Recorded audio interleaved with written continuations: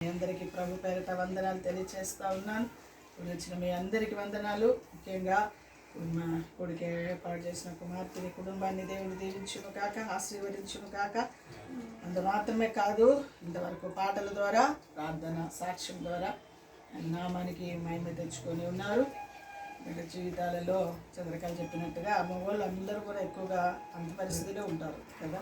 ఏం బాధపడే అవసరం లేదు, మెల్లమెల్లగా ఎదుగుతాడు ఆయన. స్తోత్ర సమయం ముందు ప్రభు సన్నిధిలో కూడుకున్న మనందరితో ప్రభు మాట్లాడుతున్నట్టుగా ప్రార్థనాపూర్వంగా ఉండాలని చూస్తున్నాను.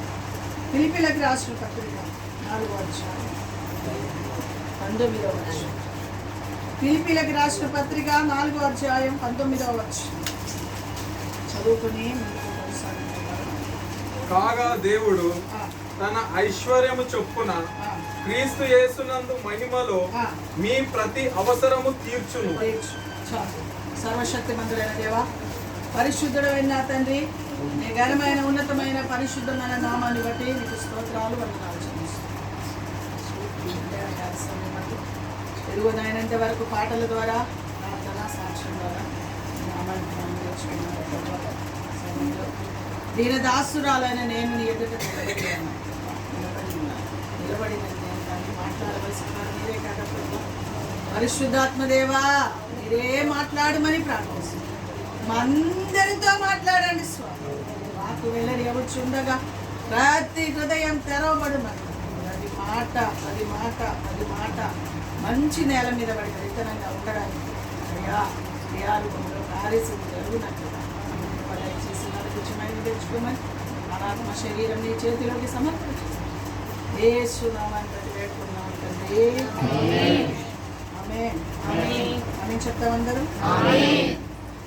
ఫిలిప్పీలకు రాసిన పత్రిక 4వ అధ్యాయం 19వ వచనంలో అపోస్తలుడైన పౌలు గారు ఫిలిప్పీ సంఘముతో మాట్లాడుతూ చెప్తున్న మాట, కాగా క్రీస్తు యేసు మహిమలో, ఎవరి మహిమలో?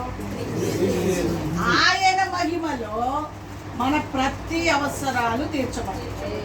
ఈ లోకంలో ఉన్న ఏ అవసరాలైనా ఆయన మహిమలో తీర్చబడుతుందని దేవుని యొక్క లేఖనము సెలవిస్తూ ఉంది. దేవుని బిడ్డలారా, ఆయన మహిమలో మన అవసరాలు తీర్చబడాలంటే మన బ్రతుకులో కొన్ని కార్యాలు జరగాలి.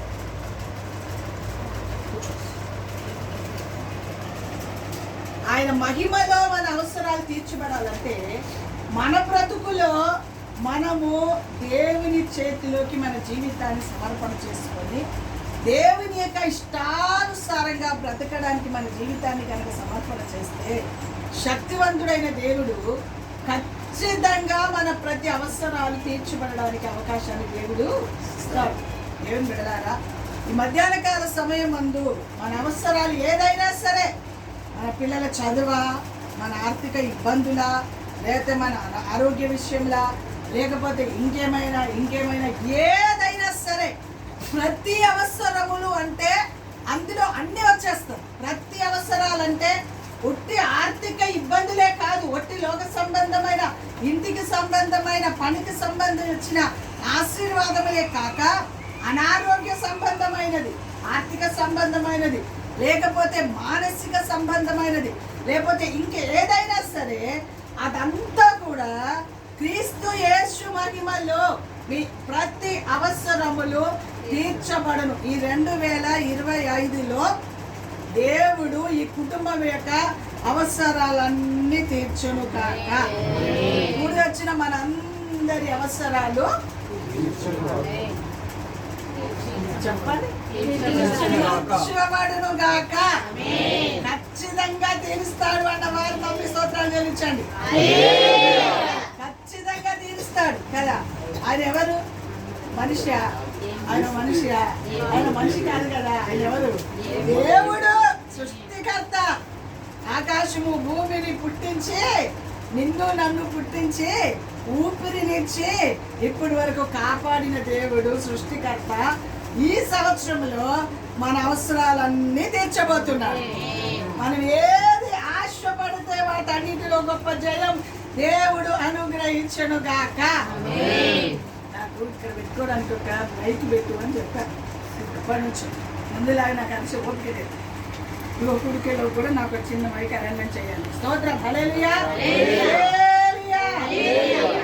దేవుని పిల్లలమైన మన జీవితాలలో దైవ కార్యాల కొరకు జీవితాన్ని సమర్పణ చేస్తూ దేవుని సన్నిధిలో సాగిపోవడానికి ప్రయాసపడాలని ప్రభు పేరిట మనం చేస్తా ఉన్నాను.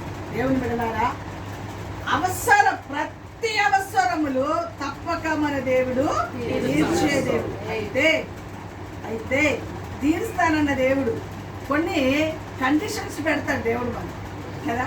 తీరుస్తానని వాగ్దానం చేస్తాడు. అయితే కొన్ని పనులు దేవుని బిడ్డలారా కండిషన్స్ పెడతాం. అందులో మనం ముందుకు వెళ్తేనే దేవుడు గొప్ప కార్యాలు మన ఎడల జరిగిస్తాడు. 1, 2, 3 మాటలు మరి చెప్పి ముచ్చటగా 3 మాటలు చెప్పి ముగించేస్తాం. స్తోత్రం. హల్లెలూయా. చూడండి, లూకాసు వార్త 10వ అధ్యాయం 41వ వచనం. లూకాసు వార్త 10వ అధ్యాయం 41వ వచనం. అందుకు ప్రభు మార్తా మార్తమ్మలు ఏమంటున్నారు? అందుకు ప్రభు మార్తా నీవు అనేకమైన పనులను గూర్చి విచారము కలిగి ఇది ఇప్పుడు కలిగి ఉన్నారు. మనోళ్ళు ఏం కలిగి ఉన్నారు చెప్పండి? మార్తమ్మలకి ఏం పనులు ఉంటాయి? అనేకమైన. ఇప్పుడు నేను అనుకుంటే అందరికి మార్తమ్మలని పేరు పెట్టాలి. మొత్తం అందరికి కూడా ఏ పేరు పెట్టాలి? అందరు అనేకమైన పనులను గురించి విచారణ చేసేవారే ఉన్నారు ఈ రోజులో. అవునా కదా? చెప్పండి కదా, అవునా కదా? కానీ దేవుడు అనుకునేది ఒకటి ఉంది. ఆ దేవుడు అనుకునే వాటిలో ముందుకెళ్తేనే ప్రతి అవసరాలు తీర్చబడుతుంది. చదువు. నీవు అనేకమైన పనులను గురించి విచారము కలిగి విచారం వస్తే ఏమొస్తుంది తెలుసా? తొందరపాటు. అవసరమైనది ఒక్కటే. చెప్పు. మరియా ఉత్తమమైన దానిని ఏర్పరచుకొనెను. అది ఆమె యొద్ద నుంచి తీసివేయబడదని ఆమెతో చెప్పాను. యేసుక్రీస్తు ప్రభులైన వారి ఇంటిలోకి, దేవుని బిడ్డలారా, వారి ఇంటిలోకి వచ్చారు, పిలుచుకున్నారు. పోనీ రావడం అంటే ఒక లెక్క, పిలుచుకున్నారు. ఇప్పుడు మేము వచ్చాం, మీరు మమ్మల్ని కూర్చోబెట్టి మీరు పనులు చేసుకున్నారు అనుకోండి, ఎలా ఉంటుంది పరిస్థితి? మా దగ్గర కూర్చొని మేము చెప్పే మాటలు వింటే అది దేవునికి ఇష్టమైనది. ఆ రోజు కూడా అక్క చెల్లెలు ఇద్దరు ఒక్క కడుపులో పుట్టిన వాళ్ళే, అక్క చెల్లెలే కదండి, అవునా కాదా?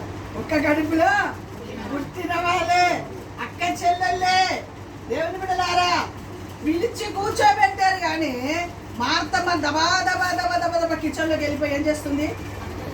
విస్తారమైన పనుల కొరకు ఆలోచన చేస్తూ ఏం పెట్టాలి, ఏం చేయాలి, అది ఇది టబా గిన్నెలు బొచ్చలు అన్ని ఎత్తేసేసి ఈమె ఇంకా నా దగ్గరికి రాలేంది, ఇంకా కూర్చొని ఉన్నదేంది, ఇంకా దేవుని మాట వింటుందేంది అని ఆమె మీద సనుక్కుంటూ గులుక్కుంటూ ఆ కిచెన్లోకి వెళ్ళి విస్తారమైన పనులు పెట్టేసుకొని సనుగుతూ గుణుగుతూ ఆలోచన చేస్తూ దేవుని మీద పోనీ తనలో తన ఆలోచన లేదు.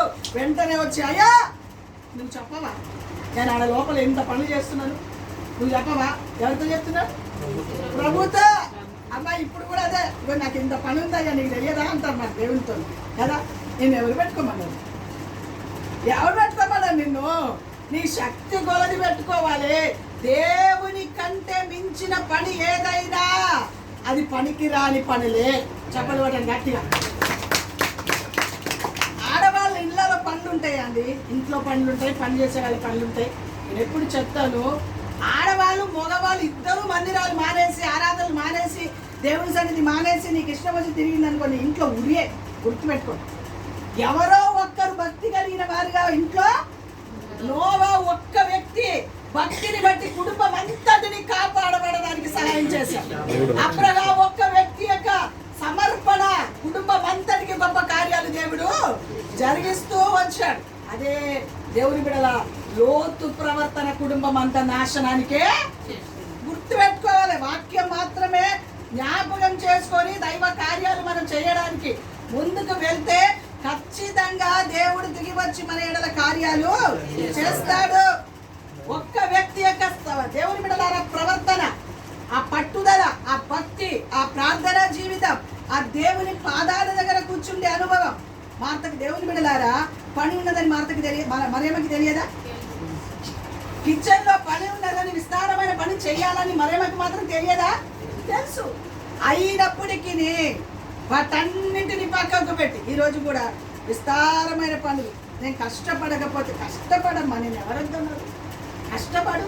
కష్టపడకపోతే మనకి ఫుడ్ వస్తుందా, తిండి వస్తుందా? కాదు. ఎంతవరకు కష్టపడాలో అంతవరకు కష్టపడాలి. దేవునికి ఇచ్చే సమయం దేవునికి. రోజుకి ఎన్ని గంటలండి మనకు? 24 గంటల్లో దశమ భాగం ఎంత? 2 గంటల 40 నిమిషాలు. నువ్వు బైబిలే చదువుతావా, ప్రార్థనే చేస్తావా, ప్రభునే ఆరాధిస్తావా, ప్రభు కొరకు ఏ కార్యాలు నువ్వు చేస్తావో, 10 మందికి సాక్ష్యం ఇస్తావా, 2 గంటల 40 నిమిషాలు ఖచ్చితంగా దేవునికి నువ్వు ఇవ్వవలసిందే. అది దేవుని యొక్క సొమ్ము. ఒట్టి నీ దశమ భాగం మాత్రం కాదు దేవుడు అడిగేది. ఈ 2025లో 2 గంటల 40 నిమిషాలు నువ్వు ప్రభుకి ఇచ్చే వ్యక్తులుగా మార్చబడుతురు గాక. 1 గంట బైబిల్ చదువుతావా, 1 గంట దేవుని పనిలో ఉంటావా, ప్రార్థన చేస్తావా, దేవునికి సాక్ష్యం ఇస్తావా? ఏ వ్యక్తితో 10 మందికి, ఒక నలుగురికి సాక్ష్యం ఇచ్చిన అరగంట కదా, కానీ నలుగురు కలిసి ఏం చేస్తామా? అది యేసు రక్తవేక్ష. అందుకే కుటుంబాలు ఈ రోజు కొట్టుమిట్టలాడుతున్నారు. ఎందుకో తెలుసా? అదే ఇంత వాక్యం మీరు వింటున్నారు. పొద్దున్న ఒక ఆమె కర్నూలు నుంచి ఫోన్ చేసి, అమ్మా మా స్త్రీలకు మీ ద్వారా ఉజ్జీవం కలుగుతుందేమో, స్త్రీల మీటింగ్ ఏర్పాటు చేద్దాం అనుకుంటున్నానమ్మా, మీ యూట్యూబ్ ఛానల్ ఫాలో అవుతున్నామమ్మా, మేము ఫిబ్రవరి 2nd వీక్లో స్త్రీల మీటింగ్ మధ్యలో వాడబడడానికి వాక్యం వరకు టైం ఇస్తారమ్మా అని అడిగారు. ఎక్కడామే చెప్పాలి, ఎక్కడామే? మీ మధ్యలో ఉండడం వేస్ట్. అట్లా పోతానే బాగుంటుంది. ఏ సురక్షమే పోతా. ఎందుకంటే 2nd వీక్లో పని ఉంది కాబట్టి, లేదమ్మా ప్లీజ్ అమ్మా మళ్ళీ ఎప్పుడైనా ఇస్తానమ్మా. 2nd వీక్లో ఆల్రెడీ ఆ ప్రోగ్రామ్ అని ఫిక్స్ అయిపోయింది కాబట్టి, లేదమ్మా ఏమనుకోవద్దు, ఆల్రెడీ నాకు వేరే ప్రోగ్రామ్ ఉంది, ఈసారి కనుక తప్పక మీకు టైం ఇస్తానని చెప్పు. ఇంత ఆమె ఏమంటుంది తెలుసా? మా స్త్రీలు మీరు మా మధ్యలోకి వస్తే కొంచెం ఉజ్జీవింపబడుతుందేమో, మంట కలుగుతుందేమో ఆత్మీయంగా. వాళ్ళెవరో తెలుసా అండి? బాప్తీ చర్చ్ వాళ్ళండి వాళ్ళు. బాప్తీ చర్చ్ వాళ్ళే పరిశుద్ధాత్మని నమ్మని, అంత అటు ఉన్న వాళ్ళే పరిశుద్ధాత్మ సంగతులు ఎరిగి, మీరు మా మధ్యలోకి వస్తే మా స్త్రీలు కొంచెం ఉజ్జీవింపబడతారేమో అని మిమ్మల్ని ఏర్పాటు చేద్దామని ఫోన్ చేసాం. అమ్మగారు శివన్కొండ ప్రార్థన అమ్మగారేనా అని అడిగి, మరి దేవుని బిడ్డలారా ఆ మాట చెప్తుంటే ఎంత ఆనందం అనిపించిందండి, ఎంత ఆనందం అనిపించింది చెప్పాలి. ఇంత మీ మధ్యలో వాడబడినా, కింది నుంచి నిప్పు పెట్టినా, పొగ పెట్టినా, మంటగా పోతే, ఉజ్జీవం లేకపోతే ఎందుకు మన బ్రతుకు చెప్పండి? ఎందుకు మన బ్రతుకు చెప్పండి? కనీసం దేవుని కొరకు కొంచెమైనా పని చేయకపోతే, దేవుని కార్యాలు చేయకపోతే జీవితాలు ఎందుకు ఒకసారి ఆలోచన చేయండి. బయట నుంచి పిలిపి వచ్చినా టైం ఇవ్వకుండా మీ మధ్యలో ఉండడం అంటే మీకు ఎంత దీవెన ఉండాలి, మీరు ఎంత పురిగలిపబడాలి, మీరు ఎంత ఆశీర్వదింపబడాలి చెప్పండి. ఒక 2 ఆడవాళ్ళు తీసుకొని పోతూనే ఉంటాయి, కూర్చొని మధ్యలో అసలు ఉండనే ఉంటాయి. అస్సలు ఉండదు. విరక్తి వస్తుంది, మిమ్మల్ని చూస్తే విరక్తి వస్తుంది. విరక్తి చేయదు. నిజంగా చెప్తున్నా, మీలో ఆసక్తి లేదు, ప్రార్థన లేదు. ఏదో 1 గంట వస్తారు, ఆ సెల్ పట్టుకొని కూర్చుంటారు, ఆ బయట కూర్చుంటారు, రమ్మంటే రారు, పైసలు విలువాలి. మాకు ఏం బాధ అమ్మా? ఈ బాధ ఏందమ్మా మాకు? వచ్చిన చక్కగా లోపల కూర్చోడే అంటే ఆ బాల్కన్లో పూలు పడతారు, ఆ ఫోన్లు చూస్తారు.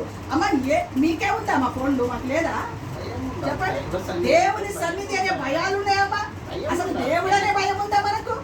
చెప్పండి, దేవుడు అనే భయం ఉందా? పరిస్థితి ఒక్క నిప్పే ఊరిని ఏం చేస్తుందండి? అసలు సిటీ పెద్ద సినిమా యాక్టర్లు, అమెరికా సినిమా యాక్టర్లు ఉన్నారంట అందులో చచ్చిపోయిన వాళ్ళు. ఎవరైనా కాపాడగలిగారా?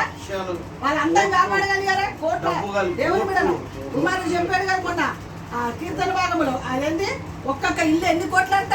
10,000 కోట్లు అంట. ఒక్కొక్క ఇల్లు 10,000 కోట్లు కలిగిన ఇల్లు. హీరోలు, టాలీవుడ్ హీరోలు అంతా కూడా ఉండేది అక్కడ. మనది ఎంత అండి చెప్పండి? చెప్పి అదే కదా, ఆల్రెడీ ప్రవచనం వస్తూనే ఉంది కదా. ఇంకా మనం ప్రవచనం, అమ్మో ప్రవచనమా ఆమె చెప్తానే ఉంటుంది, అది నా మాట అనుకుంటున్నావు నువ్వు. అర్థమవుతుందా? ప్రవచనం వస్తుందే, వస్తే వస్తుంది, పోతే పోతుంది, ఉంటే ఉంటే పోతే పోతే అన్న స్థితికి అయిపోయారు. అసలు నిజంగా దేవుని భయం ఉండే ఇలా ఉండరు. అర్థమవుతుందా? నిజంగా దేవుని భయం ఉన్నోళ్ళు ఇలా ఉండరు. అందుకే రెండు ఉన్నాయమ్మా, ఒకటే ఉన్న స్టోర్. స్తోత్రం హల్లెలూయా, స్తోత్రం హల్లెలూయా, హల్లెలూయా. దైవ కార్యాలు మన బ్రతుకులలో జరగాలంటే దేవుని సన్నిధిలో మన జీవితాన్ని సమర్పణ చేయాలి. స్తోత్రం హల్లెలూయా. దేవుని కొరకు బ్రతికి అనుభవంలోకి మార్చబడాలి. శక్తివంతులుగా కూర్చోవడానికి ఇష్టపడింది. ఇద్దరు ఒక్క కడుపులో పుట్టిన వారే, ఒక్క రక్తం పంచుకొని పుట్టిన వారే. దేవుని సన్నిధి అంటే తెలుసు. దేవుని పిలవడం మట్టుకే కాదు, దేవుని పాదాల దగ్గర ఉండాలనే ఆశ మనలో ఉత్తమమైనది. అది ఆమె ఇద్దరి నుంచి తీసివేయలేనిది. చూడండి, ఇప్పుడు మన దగ్గర ఉన్నదన్నీ పోయేదే. ఇల్లు పోతుంది, డబ్బు పోతుంది, అందం పోతుంది, ఆరోగ్యం పోతుంది, అన్ని పోయేదే. పోకుండా ఉండేది మాత్రం దేవుని సన్నిధి మాత్రమే. అందుకే మార్తతో చెప్పి, మార్తా మార్తా, నువ్వు విస్తారమైన పనులు పెట్టుకొని తొందరపరుచుంటున్నావు కానీ ఉత్తమమైనది ఒక్కటే. ఉత్తమమైనది ఒక్కటే. ప్రతి అవసరాలు మన దగ్గర ఆ విషయంలో తీర్చబడాలి. ఉత్తమమైనది ఒక్కటే. ఆ ఉత్తమమైనది ఏంటో తెలుసా? దేవుని పాదాల దగ్గర ఎప్పుడు పడితే అప్పుడు, ఎప్పుడు సమయం దొరకదు. కుమార్తె చూడు, ఈరోజు సాఫ్ట్వేర్ జాబ్లో ఉంటుంది. ఎంత బాధ, ఆమె బాధ నాకు తెలుసు. ఎన్ని బాధ పంచుకుందో, ఆ గుండె నిండా బాధ, అంత భయంకరమైన బాధ. ఈరోజు సెలవు దొరకగానే రాత్రే ఫోన్ చేసి, అమ్మ పలానా ఎక్కడో గ్రూప్ ఉడికి అని చెప్పారు కదమ్మా, నేను వస్తాను, అడ్రస్ చెప్తానంటే, నువ్వు చర్చి కాడికి రారా, చర్చి కాడికి వచ్చే పిల్లల్ని ఎవరైనా పంపిస్తాను అప్పుడప్పుడు. ఎందుకు? ఆ ఆశ, ఆశ కావాలి, ఆశ. రోజు ఇళ్ళలో ఉన్న వాళ్ళకి ఆశ లేదు, కానీ దేవుని సన్నిధిలో, దేవుని పిల్లలారా ప్రభు సన్నిధిలో ఉండాలని ఒక్కరోజు సెలవు దొరికిన ప్రభు సన్నిధిలో ఉండాలన్న ఆశతో మొన్న మేము మన దగ్గర బాప్తీసం తీసుకుంది. మొన్న అందరితో పాటు బాప్తీసం తీసుకుంది. ఆ బిడ్డ చెప్పినది, అక్కడ ఆ ఊరిలో మా పాస్టమ్మ గారు ఎలా ప్రేమించారో అలా మీరు మమ్మల్ని ప్రేమిస్తున్నారమ్మా. ఆ ప్రేమను బట్టే నేను ఇక్కడ నాటబడ్డానమ్మా.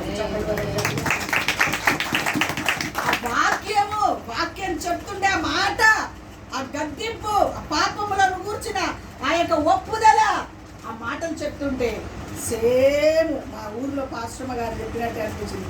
సేమ్ నాకు అక్కడ ఇక్కడే అదే వాళ్ళే దొరికారని అలా ఆ మాటకు, ఆ వాక్యానికి విధేయత చూపి నేను ఇక్కడ నాటబడ్డానమ్మా. నేను వెనకాల కాదు, తను చెప్పిన సాక్ష్యం చెప్తాను. స్తోత్రం హల్లెలూయా. నాటబడమే కాదు, ఎన్నో సంవత్సరాల నుంచి మారు మనసు పొందిన రక్షణ పొందలేదు. ఆమె రక్షణ మన సంఘంలో జరగాలని దేవుని చిత్తం రాసి పెట్టాడు కనుక మన సంఘంలో బాప్తీసం తీసుకోవడానికి దేవుని సహాయము అలా కనబడుతుంది. కానీ మనసు ఏం బాగలేదండి. తన పరిస్థితి అంతా భయంకరమైన మహాఘోరమైన పరిస్థితి. అయినా ఎవరి కొరకు బ్రతకడానికి ఇష్టపడుతుంది? దేవుని కొరకు బ్రతకడానికి ఇష్టపడుతుంది. దేవుని కార్యాలు చేయాలని ఆశపడుతుంది. తన పిల్లలను చూసుకుంటూ, జాబ్ చేసుకుంటూ, ఇంట్లో చూసుకుంటూ, అన్ని బాధలు భరిస్తూ, తన తల్లిదండ్రులు ఎందుకమ్మా వదిలేసి వచ్చే అన్నా కానీ లేదు దేవుని కొరకు నేను బ్రతకాలి, దైవ కార్యాలు నేను చెయ్యాలి అనే ఆశతో ఆ బిడ్డ దేవుని కొరకు, దేవుని సన్నిధిలో ఒక్క 10 నిమిషాలు టైం ఇస్తావు అమ్మగారు అంటే, ఒక 10 నిమిషాలు టైం ఇస్తే తన భారంతా పంచుకున్నాను. స్తోత్రం హల్లెలూయా. ఉంటే భారం, ఇలా బాధలు వినేవాళ్ళు కావాలి కదా, అందుకే దేవుడు నన్ను ఏర్పాటు చేశాడేమో. స్తోత్రం హల్లెలూయా, స్తోత్రం హల్లెలూయా. దైవ కార్యాలలో ముందుకు వెళ్ళాలి. దేవుని పాదాల దగ్గర ఉండే అనుభవంలోకి మనము మార్చబడాలి. ఈ ఇల్లు, ఈ డబ్బు, ఈ ఉద్యోగం, ఈ ఆరోగ్యం, దేవుని బిడ్డలారా ఇవన్నీ పోయాడదే, కానీ ఎన్నటికీ నశింపలేనిది ఒకటి దేవుని సన్నిధి మాత్రమే. ఆయన సన్నిధిలో ఉంటే ఆయన తన కార్యాలు జరిగిస్తూ ఉంటాడు. ఆయన సన్నిధిలో ఉంటే ఆయన కార్యాలు జరిగిస్తూ ఉంటాడు. నిజంగా ఆయన సన్నిధిని వెతికేవారు కావాలి ఈరోజు. ఆయన సన్నిధిని వెతికేవారు కావాలి. లోకములు ఉన్నది ఏది కాదు. మార్త మహేగమైన పనులు పెట్టుకుంటే తొందరపాటు వస్తుంది. పనులన్నీ నెట్టి మీద వేసుకున్నారు అనుకోండి. కొంతమంది లేని కోని పనులు కూడా పెట్టుకుంటారు. నెట్టి మీద వేసుకొని తిరుగుతూ ఉంటారు. ఇక తొందరపాటు కాకుండా టెన్షన్ లేకపోతే ఇంకేముంటుంది చెప్పండి. అనవసరమైనదన్నీ తీసి అవతల పడేయాలి. అవసరమైనది దేవుని సన్నిధి. ఇది మన తల్లి ఆదివారం కాదు, అన్ని పనులే. ఆదివారం డుమ్మాలు కొట్టాలని ఎన్నిసార్లు చెప్పాలి? కొట్టద్దని. ఆదివారాలు మానేద్దని చెప్తా. 2 ఆరాధనలు ఎందుకు చెప్పండి? ఇంకా మీకు పోనీ మీకు ఈ 2 ఇది సరిపోదా చెప్పండి? ఒకసారి చెప్పండి. ఆదివారం సాయంకాలం కూడా పెడతాం మీకోసం.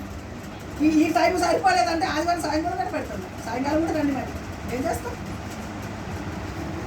అసలు 2 ఆరాధనలోనే మొదటి ఆరాధన పనిలోకి వెళ్ళే వారికే కదా అని చెప్పి అంటే ఆ మొదటి ఆరాధన డుమ్మ కొట్టాం. పోనీ 2 ఆరాధనకు వస్తారేమో అని కదా ఇక డుమ్మలు కొట్టేచ్చే బ్యాచులు ఏసు రక్తం వచ్చే స్తోత్రం. హల్లెలూయా. బ్యాచెస్ ఉంటాయి. కొంతమంది బ్యాచులు ఆదివారమే పనులు ఉంటాయి మనకు. ఆదివారం పనులు పెట్టుకోవద్దంటే కావాలని ఆ మార్తమలకు పెట్టుకుంటారు పనులు కదా. కానీ అది తీసివేయబడేదా? అది ఉందా? మా బైబిల్లో ఉందా? వాక్యంలో ఉందా?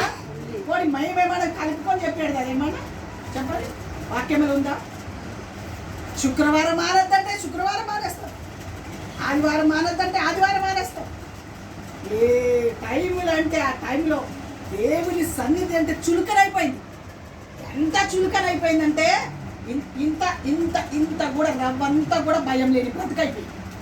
అసలు భయం. ఒక్కొక్క సంఘాలకు చూడండి ఎలా పరిగెత్తుతారో. పొద్దున పరిగెత్తుతారండి, సాయంకాలం పరిగెత్తుతారండి.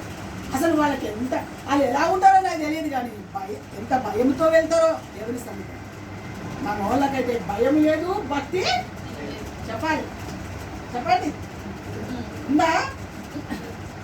యేసు రక్తమే జయం. స్తోత్రం. హల్లెలూయా. దైవ సన్నిధి అంటే భయము. మరియమ్మ దేవుని బిడ్డలారా వచ్చినప్పటి నుంచి ఆ దేవుని పాదాల దగ్గర కూర్చొని అమ్మా 10 సార్లు ఫోన్ పట్టుకొని బయటికి వెళ్ళిరండి. ఆమె ఫోన్ లేదులే అమ్మా, అందుకు పోలేదేమో. మీరు ఎంత తెలివి వెళ్ళాలనుకుంటున్నారు?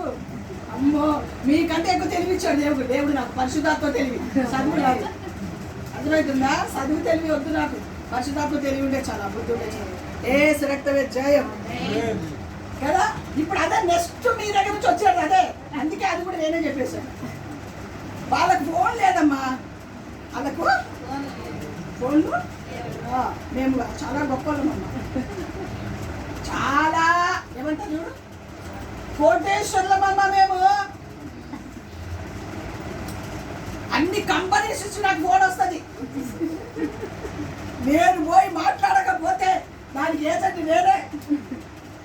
నేను వెళ్ళి బయటికి వెళ్ళి మాట్లాడకపోతే నడవదు కదా. అదే స్థితి కదా మన బ్రతుకు. ఎంత ఘోరమమ్మా, ఎంత ఘోరం అసలు. దేవుని భయం లేకుండా కదా నువ్వు దేవుని సన్నిధికి వచ్చి 10 సార్లు ఫోన్ పట్టుకొని బయటికి వెళ్ళావంటే నీకెంత దేవుని భయం లేదు. నీకు లేదా తల్లి ఫోను? స్తోత్రం. హల్లెలూయా. భయం అమ్మా. దేవునికి భయపడండి అమ్మా, దేవునికి భయపడండి. దేవుని సన్నిధిలో ఉండండి. దేవుని కొరకు బ్రతకండి. దేవుని సన్నిధిలో ఉంటే దేవుడు అన్ని విషయములో ప్రతి అవసరములు తీర్చబడును గాక. క్రీస్తు యేసు మహిమలో మీ ప్రతి అవసరములు తీర్చబడును గాక. ఎప్పుడు ఆయన పాదాల దగ్గర మరియమ్మలాగా. అది ఎన్నటికీ తీసివేయబడలేనిది. అది ఎవ్వరు తీసివేయబడదు. ఎన్ని తరాలైనా అది అలాగే ఉండిపోవడానికి అవకాశము. అందుకే ఆయన పాదాల దగ్గర ఉండమని చెప్పేది దేవుడు. మార్తని గద్దించి మరియమ్మ విషయంలో ఉత్తమమైనది ఎన్నుకున్నదమ్మా, ఆమె శ్రేష్టమైనది ఎన్నుకున్నదమ్మా. అమ్మా ప్రభే నువ్వు చెప్తున్నా. నువ్వు నువ్వు నువ్వు నువ్వు నువ్వు వండింది తినింది నువ్వు అన్నీ చేసుకొని కాదని కాదు. చాలా మంది శుక్రవారం పూట మాకు వంట చేస్తున్నారు. మీ వంట వద్దు, మీ తంట వద్దు, దయచేసి మీకు ఒక దండాలు పెడతాను, చర్చకొచ్చి కూర్చోండి. ఏమవుతుందా? ఏదో ఒక తాగేసి బ్రతికేస్తామండి మేము. ఏదో ఒకటి తాగేసి బ్రతికేస్తాం, ఏదో ఒకటి తినేసి వెళ్ళిపోతాం. మీరు మందిరాలు మానేసి మాకు వంటలు చేయడం, ఆరాధనలు మానేసి వంటలు చేయడం, ఇక మా శుక్రవారాలు మానేసి వంటలు చేయడం, ఇవన్నీ వద్దమ్మా మాకు వద్దు. రేపేమని అంటాడు, అమ్మవారు వాళ్ళకు వంట చేశాను అందుకే రాలేదు. నేను ఎవరు చేయమన్నాడు? నీవు ఒకవేళ చేయాలనుకుంటే పొద్దున్నే లేచి కూరలన్నీ చేసి పెట్టి లాస్ట్కి ఒక పూట అన్నము, వాక్యం అంతా అయిపోయినాక వెళ్ళిపోయి అన్నం ఉంటుంది. అదే పడిగా అమ్మగారు వాళ్ళకి వంట చేశాను మందిరం మానేశాను అంటే మాత్రమే మేము ఒప్పుకో వద్దు. ఆ ముద్దే ఎంతో 10 నిమిషాలలో మేము ఆటో ఎక్కి ఆడ పడిపోతాం. మా ఇంట్లో ముద్ద లేదా చెప్పండి? లేదా మా ఇంట్లో ముద్ద లేదా? మరి మీరు మందిరాలు మానేసి మా పేరు బదలని చేసుకొని ఇంట్లో కూర్చోవడం చెప్పండి? మా పేరు బదలం చేసి ఇళ్ళలో కూర్చోవడం మాకు అవసరమా? మీ వంటలు మాకు అవసరమా? చేసి ఎడుతుంటే పొద్దునే మనం ఒక పప్పు చేయండి చాలు, మాకు ఏం వద్దు. ఆ మామిడికాయ తొక్కేమన్నా వేయండి. ఒక కుమార్తె పాపము మామిడికాయ అమ్మ నువ్వు తినమని చెప్పి ఇంటికి వెళ్తే వెంటనే ఒక ఆమ్లెట్ వేసింది, మామిడికాయ పచ్చడి వేసి పెట్టింది. అబ్బాయి ఎంత మంచిగా అనిపించింది. వేసి రక్తమే చాలు. వేడి అన్నంలో ఇంత మామిడికాయ అన్నం పచ్చడి వేసుకొని ఇంత గుడ్డ వేసుకుంటే కమ్మగా ఉంటుంది. అవునా? కమ్మగా ఉంటుంది. నెయ్యి వేసుకుంటాం. మా తిండి ఎంత చెప్పండి? పోనీ మాతో పాటు వాళ్ళు కూడా అదే తింటారు. మాకేది పెడితే అదే తింటారు వాళ్ళు. మేమేం తింటే అదే వాళ్ళు తింటారు. ఒక పూటకి ఏముంది, ఏదో అప్పటి వరకు ఫాస్టింగ్ ఉన్నారు కదా అని ఆసర కొరకు కడుపులో వాళ్ళు ఇలా అన్నాలు లేవా? అమ్మ వాళ్ళు ఏం పనులు చేస్తలేరా? వాళ్ళు కష్టాలు పడతలేరా? వాళ్ళ దగ్గర తిండి లేవా? వాళ్ళు తిండి లేక మన తిండి తినడానికి వస్తారా? సరే ఆలోచించండి అమ్మా. తిండి కొరకని మీరు మందిరాలు ప్రార్థనలు మానేయడానికి వీలు లేదు. ఈ 2025లో సమర్పణ చెయ్యండి, సమర్పణ చేసుకోండి. దేవుని పాదాల దగ్గర ఉంటాను మరియ వలే, అది నా యొద్ద నుంచి తీసివేయబడదు అని దేవుడే చెప్పాడు కదా. తీసివేయబడని వాటి కొరకు పాటలు మాట్లాడాలి. దేవుని బిడ్డల శ్రమ పడండి. వాటి కొరకే ఎక్కువగా ప్రయాసపడడానికి జీవితాన్ని సమర్పణ చేయాలి. తీసివేసే వాటిని బట్టి కాదు, ఇవన్నీ తీసివేయబడింది. అదే చెప్పాం కదా. ఇప్పుడు అగ్ని, చిన్న అగ్ని, పెద్ద బిల్డింగ్లు, కోట్ల ఆస్తి, దేవుని బిడ్డల ధనవంతులు, సినిమా యాక్టర్లు, 12 లక్షల కోట్ల. అమ్మా ఎవరైనా చూసారు?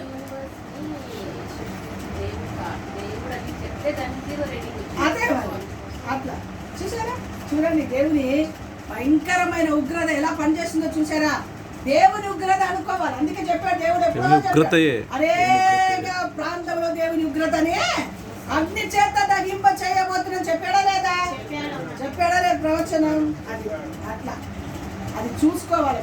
దేవుడు ముందుగానే మాట్లాడేటంటే అన్నీ జరగబోతున్నాయి, అందులో మేము ఉండకుండా కాపాడబడాలి ప్రభువా అని దేవుని సన్నిధిలో మనము ప్రార్థన చేస్తూ దేవుని పాదాల దగ్గర కూర్చోవడానికి ప్రయాసపడాలి. ఇంత బోధించేవారు మీ మధ్యలో ఉండి కూడా మీరు ఎలా నిర్లక్ష్యంగా ఉంటే, బోధ లేదు, సంఘం లేదు, చర్చి లేదు, సేవకులు లేదు.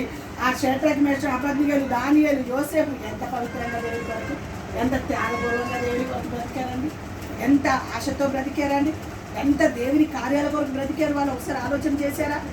ఇంత బోధకులు ఉన్నా, మీ మధ్యలో ఇంత బోధిస్తున్నా, ఇంత పట్టుదలతో మీ కొరకు ప్రయాసపడినా ఇంకా మీరు దేవుని సన్నిధిలో లేకపోతే ఇంకా ఎంత భయంకరమైన పరిస్థితులు అనుభవిస్తారో ఒకసారి ఆలోచన చేయండి. దేవుని కొరకు బ్రతకడానికి ప్రయాసపడాలని ప్రభుత్వంగా మనం చేస్తున్నాం. మన ప్రతి అవసరాలు తీర్చబడాలంటే ఎక్కడ ఉండాలి? మనం దేవుని పాదాల దగ్గర కూర్చోవడానికి ఇష్టపడాలి. స్తోత్రం. హల్లెలూయా, హల్లెలూయా.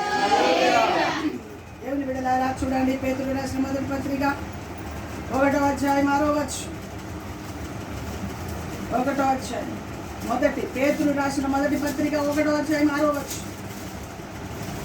ఇందువలన మీరు ఆ, మిక్కిలి ఆనందించుచున్నారు. ఇందువలన మీరు మిక్కిలి ఆనందించుచున్నారు. కానీ ఆ, అవసరమును బట్టి అవసరములను బట్టి నానా శోధనల చేత అవసరమును బట్టి నానా విధమైన శోధనల చేత ప్రస్తుతము కొంచెమే కాలము మీకు దుఃఖము దుఃఖం కలుగుచున్నది. కలుగుచున్నది. ఆ, నశించిపోవు సువర్ణము ఉమ్, అగ్ని పరీక్షల వలన ఉమ్, శుద్ధపరచబడుచున్నది కదా. ఉమ్.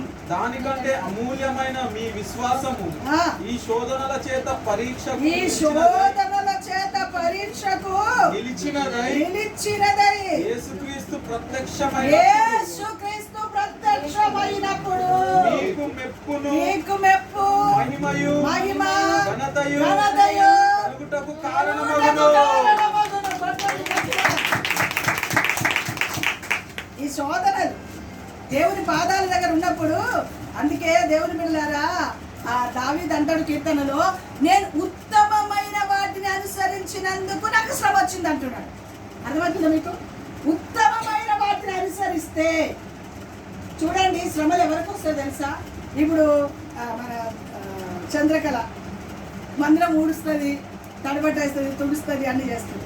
పెద్ద ఈమెనే ఉంది, ఓ పరిగెత్తి చేస్తుంది. అదొక శ్రమ. అర్థమవుతుందా మీకు? ఎవరైనా దేవుని పని చేశారనుకోండి, వాళ్ళని మెచ్చుకునే వారు ఉండరు. వాళ్ళని ఏలెత్తి చూపించి హేళన చేసి తిట్టేవారే ఉంటారు. అయితే ఇది కొంచెం కాలమే, ఇదంతా కొద్ది కాలమే. దేవుని కొరకు వచ్చే శ్రమలు ఏదైనా కొంచెం కాలమే.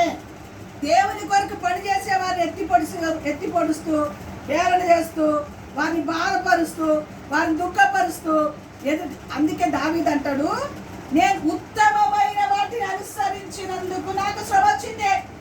దావీదు ఏం చేశాడండి? ఒక మాట, దావీదుకి అంత శ్రమ రావడానికి కారణం ఏంటండి? ఎవరైనా కొట్టాడా, తిట్టాడా, దూషించాడా? దేవుని బిడ్డలారా, తన శత్రువు తనని దూషిస్తుంటే తను చెప్పిన మాట ఏంటో తెలుసా? చెప్పనివ్వండి, దూషించని షిమి అనే ఒక వ్యక్తి దావీదుని ఇష్టం వచ్చినట్టు తిడుతూ ఉంటే దేవుని మీద దావీదు దగ్గర ఉన్నాడు.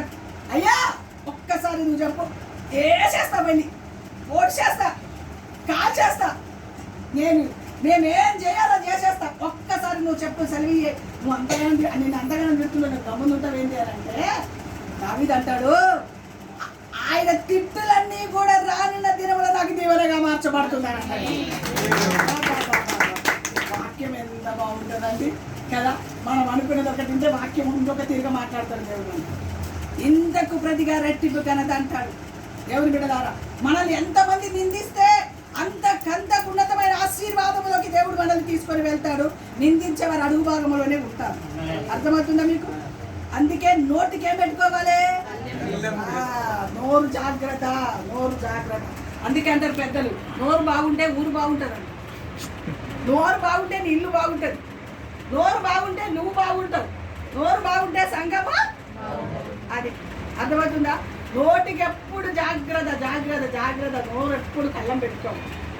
అందుకే దావీదు ఏ వ్యక్తిని ఎవరిని ఒక మాట అనలేదండి. కానీ దావీదుని తిట్టేవారు, దూషించేవారు, దేవుని బిడ్డలారా హేళన చేసేవారు, దేవుని బిడ్డలారా దావీదుని చంపడానికి లేచిన వారు అనేక రకాలుగా దేవుని బిడ్డలారా కడుపులో పుట్టిన పిల్లలే చంపడానికి ప్రయత్నము చేశారు. మేలు చేసిన వారు ఎవరైతే మేలు పొందుకున్నారో వాళ్ళే దావీదుకు కీడు తలబెట్టాడు. అయినా ఒక్క మాట కూడా, అందుకే అన్నాడు, నేనేం చేశానని, నేను ఏమన్నానని, నేను ఉత్తమమైన వాటిని అనుసరించినందుకే నాకు ఇంత శ్రమ వచ్చింది. నేను దేవుని కొరకే బ్రతుకుతున్నాను కదా, దేవుని సన్నిధిలో ఉంటున్నాను కదా, దేవుని కార్యాలు చేస్తున్నాను కదా, అయినా నా మీద ఇంతమంది శత్రువులు నాకు అయ్యారు కదా. అయినా పర్వాలేదు. ఈ శత్రుతరం అంతా ఎందుకో తెలుసా? ఈ నిందలు ఎందుకో తెలుసా? ఈ అవమానాలు ఎందుకో తెలుసా? రానున్న దినములలో నా దేవుడు నన్ను గొప్ప చేయబోతున్నాడు. తిట్టనివయ్యా, ఆ శివి తిట్టేటోడు తింటూనే ఉంటారు, దూషించేవారు దూషిస్తూనే ఉంటారు, హేళన చేసేవారు హేళన చేస్తూనే ఉంటారు, పనికి రాని మాటలు మాట్లాడే వాళ్ళు మాట్లాడుతూనే ఉంటారు. అవన్నీ రానున్న రోజులలో మాకేందంట మెప్పు, ఘనత, మహిమ కలుగునుగాక. దేవుని ద్వారా మెప్పు కావాలంటే ఈ లోకంలో శ్రమలు పడాలి, నిందల అవమానములు అనుభవించాలి తప్పక. ఇదంతా కొంచెం కాలమే అన్నాడా పేతురు భక్తుడు? ఇదంతా కొంచెం కాలమే, ఇది ఎప్పుడు ఉండేది కాదు. తిట్టేదోరు ఎంతసేపు తిడతారండి? అది నోరు వచ్చే వరకే కదా. తిట్టేదోరు ఎంతసేపు తిడతారే? ఊకే ఈమె తిట్టి కూడా వేసుకొని చెప్పి ఆమె అరిసే కుక్కలు ఎంతసేపు అరుస్తారు చెప్పండి? అరిసే కుక్కలు ఎంతసేపు అరుస్తారు? కొద్దిసేపే, మళ్ళీ దానంటే అదే ఆగిపోతూ ఉంటుంది. అందుకే వాళ్ళ వైపు చూడొద్దు, మనం ఎవరి వైపు చూడాలి? మెప్పు ఘనత మహిమని ఇచ్చే దేవుని వైపే చూచుదురుగాక. ఈ శ్రమలన్నీ కొద్ది కాలమే, ఈ బాధలన్నీ కొద్ది కాలమే, ఈ బలహీనతలు కొద్ది కాలమే, ఈ పరిస్థితులన్నీ కొద్ది కాలమే. ఆ తర్వాత మహిమలోకి తీసుకొని వెళ్ళబోతున్నారు దేవుడు. ఆయన ద్వారా మెప్పు, ఆయన ద్వారా మెప్పు. అబ్బా, అందుకే అంటారు కదా ప్రకటన గ్రంథంలో, ఈ తెల్లని వస్త్రములు ధరించుకున్న వారు వీళ్ళెవరు అని అంటే, వీళ్ళు భూలోకములో బహుగా శ్రమ పొందిన వారు. చెప్పండి కొట్టండి గట్టిగా. భూలోకములో వీరు బహుగా శ్రమ పొందుకొని వచ్చిన వారు. ఎన్ని కలిగిన ప్రభు కొరకే నిలబడడానికి, ప్రభు కార్యాలు చేయడానికి, ప్రభు పాదాల దగ్గర ఉండడానికి, ప్రభు కొరకు దేవుని బిడ్డలారా నడుము కట్టుకొని సాగిపోవడానికి మనం జీవితాన్ని కనుక సమర్పణ చేస్తే దేవుని బిడ్డలారా ఖచ్చితంగా ఒక్కరోజు రాబోతుంది, ఆయన మనకు మెప్పుని ఘనతని మహిమని ఇస్తారు. అసలు ఎవరి మెప్పు కావాలండి మనకు? ఎవరి మెప్పు కావాలి? అవునా? అంతేనా? దేవుని మెప్పుంటే లోకములో ఉన్న మెప్పు ఇప్పుడు మెచ్చుకుంటారు, ఇంకా కొంచెంసేపటికే ఒక్క మెచ్చుకుంటే అట్టడుగులోకి కింద పడి పొర్లే స్థితిలోకి తీసుకొస్తారు మనం. ఒక్కసారి మెచ్చుకున్నారు అనుకో, మిగిలిన టైం అంతా ఎలా ఉంటుంది అనుకున్న యుద్ధమే. అందుకే వద్దరు బాబు, మెప్పొద్దు, ఏమొద్దు, గనకొద్దు, ఏమొద్దు. దేవుని సన్నిధిలో దేవుని మెప్పుంటే ఎవరు మెచ్చుకోకపోయినా దేవుడు మెచ్చుకుంటే చాలా. స్తోత్రం, హల్లెలూయా. ఇప్పుడు ఎవరి మెప్పు కొరకు పోరాడాలి? అంటే దేవుని మెప్పు కొరకు మనము. దేవుడు దేని కొరకు మెచ్చుకుంటాడు? దేవుని పాదాల దగ్గర ఉన్న వారి కొరకు, శ్రమలలో కూడా దేవుని కొరకు నిలబడిన వారి కొరకు. అది శ్రమలలో ఎంతమంది ఎన్ని రకాలుగా వ్యతిరేకంగా మాట్లాడినా, ఎన్ని బాధలు కలిగినా, ప్రభు కొరకు నిలబడిన వారిని చూచి సబ్బాష్ బేట, నువ్వు నా కుమార్తెని మెచ్చుకుంటాడు. ఒకరోజు అక్కడ మెప్పు, మహిమ, ఘనత దేవుడు మనకు అనుగ్రహించును గాక. స్తోత్రం, హల్లెలూయా.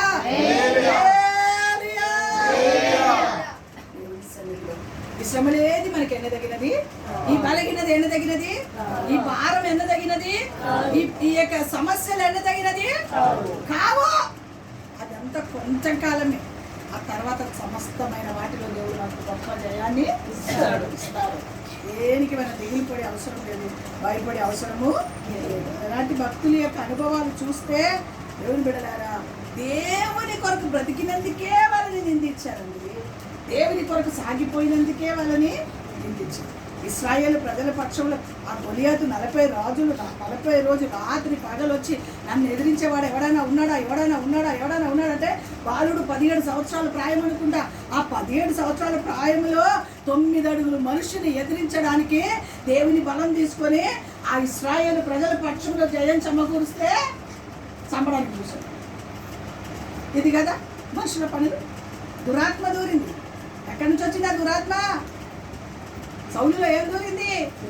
దురాత్మ. ఒక రాజు, దేవుని బిడ్డలారా, అన్నలు దేవుని బిడ్డలారా, ఎంత బలం కలిగిన మిలిటరీలో వెళ్ళాలంటే, మిలిటరీ ట్రైనింగ్ కావాలంటే ఇంతలా ఉండాలి. ఇంత వెయిట్ హైట్ ఉంటేనే పోలీస్ వాళ్ళకి, దేవుని బిడ్డలారా, వాళ్ళ ట్రైనింగ్లో వాళ్ళు సెలెక్ట్ అవ్వాలంటే ఏముండాలి? హైట్ వెయిట్ ఉంటేనే. మిలిటరీలో కూడా హైట్ వెయిట్ ఉంటేనే కదండి. మా ఊళ్ళో మిలిటరీ వాళ్ళకి అసలు పిల్లనే ఇవ్వరు. మరి మీరు ఎక్కడ వస్తారేమో అని చెప్పి అస్సలు ఇవ్వరు. మాకు వెళ్ళాలి మిలిటరీలో, పోలీసు వాళ్ళు అంటే అస్సలు అమ్మాయిలని ఇవ్వరు. స్తోత్రం, హల్లెలూయా. అంత ప్రాణానికి తెగించి వాళ్ళు పోరాడితే చూస్తే దేవుని బిడ్డలారా, ఆ మిలిటరీ సైనికులు చేయలేని పని ఎవరు చేశాడు? 17 సంవత్సరాలు యవనస్తుడు చేశాడు. మెచ్చుకోవాలా? అసలు మనమైతే దండేసి ఊరేగిస్తున్నాం. ఆ మాటకే ఏమన్నాడు? సౌలుకే వేల కొలది, సౌదుకు వేల కొలది, దావీదుకు 10,000 కొలది. ఉండు స్త్రీలు, ముసలోళ్ళు, వృద్ధాప్యంలో ఉన్నవారు తంబూరలు పట్టుకొని నాట్యం ఆడుతూ దావీదుని కనపరిస్తే వచ్చేసింది ఈర్ష్య. ఈరోజు కూడా ఎవరిని ఒకరిని మెచ్చుకున్నారు అనుకోండి, వేరే వాళ్ళు దూరుతారు దురాత్మ. వేరే వాళ్ళు దురాత్మ దూరి మెచ్చుకోరా, వాళ్ళని మెచ్చుకుంటారా, నన్ను మెచ్చుకోరా అన్న దురాత్మ ఈరోజు కూడా సంఘాలలో చెప్పాలి, సంఘాలలో తప్పక పనిచేస్తుంది. దాంట్లో డౌటే లేదు, అసలు డౌటే లేదు. ఆ రోజే సౌలుని దేవుని బిడ్డలారా, సౌలుకి వేల కొలది, దావీదుకి 10,000 కొలది అని అంటే ఆ కార్యం చూసి ఆడవాళ్ళు ముసలోళ్ళతో సహా ఎగిరి గంతులు వేస్తూ వాయిద్యాలు పట్టుకొని తంబూరులు వాయిస్తూ దేవుని బిడ్డ నాట్యం ఆడుతూ దేవుణ్ణి కనపరుస్తూ దేవుని బిడ్డ దావీదుకి వేల కొలది స్తోత్రాలంటే దురాత్మలు, ఆహా నేను రాజుని, ఇక్కడ నువ్వు రాజు అయితే ఏంది? చేయవలసిన పని చేసావా? లోపల కూర్చున్నావు ముసుకొని. 40 రోజులు రాత్రి పగలు ఎవరైనా ఉన్నాడా నన్ను ఎదురించేవాడా అని వచ్చి దేవుని బిడ్డలారా సరిగతుల మీద నిలబడి సవాలు విసురుతుంటే నీవు నీ సైన్యం వెళ్ళి ఇంట్లో కూర్చున్నావు. ధైర్యం, దేవుని బలం తీసుకొని, ధైర్యం తీసుకొని, దేవుని కొరకు రోషం కలిగి ఇశ్రాయేలు ప్రజలను నిందించుటకు సున్నతి లేని వాడు ఏ పాటి వాడు అన్నాడు? చెప్పడు వాడు గట్టిగా. ఈ సున్నతి లేని వాడు ఏ పాటి వాడు?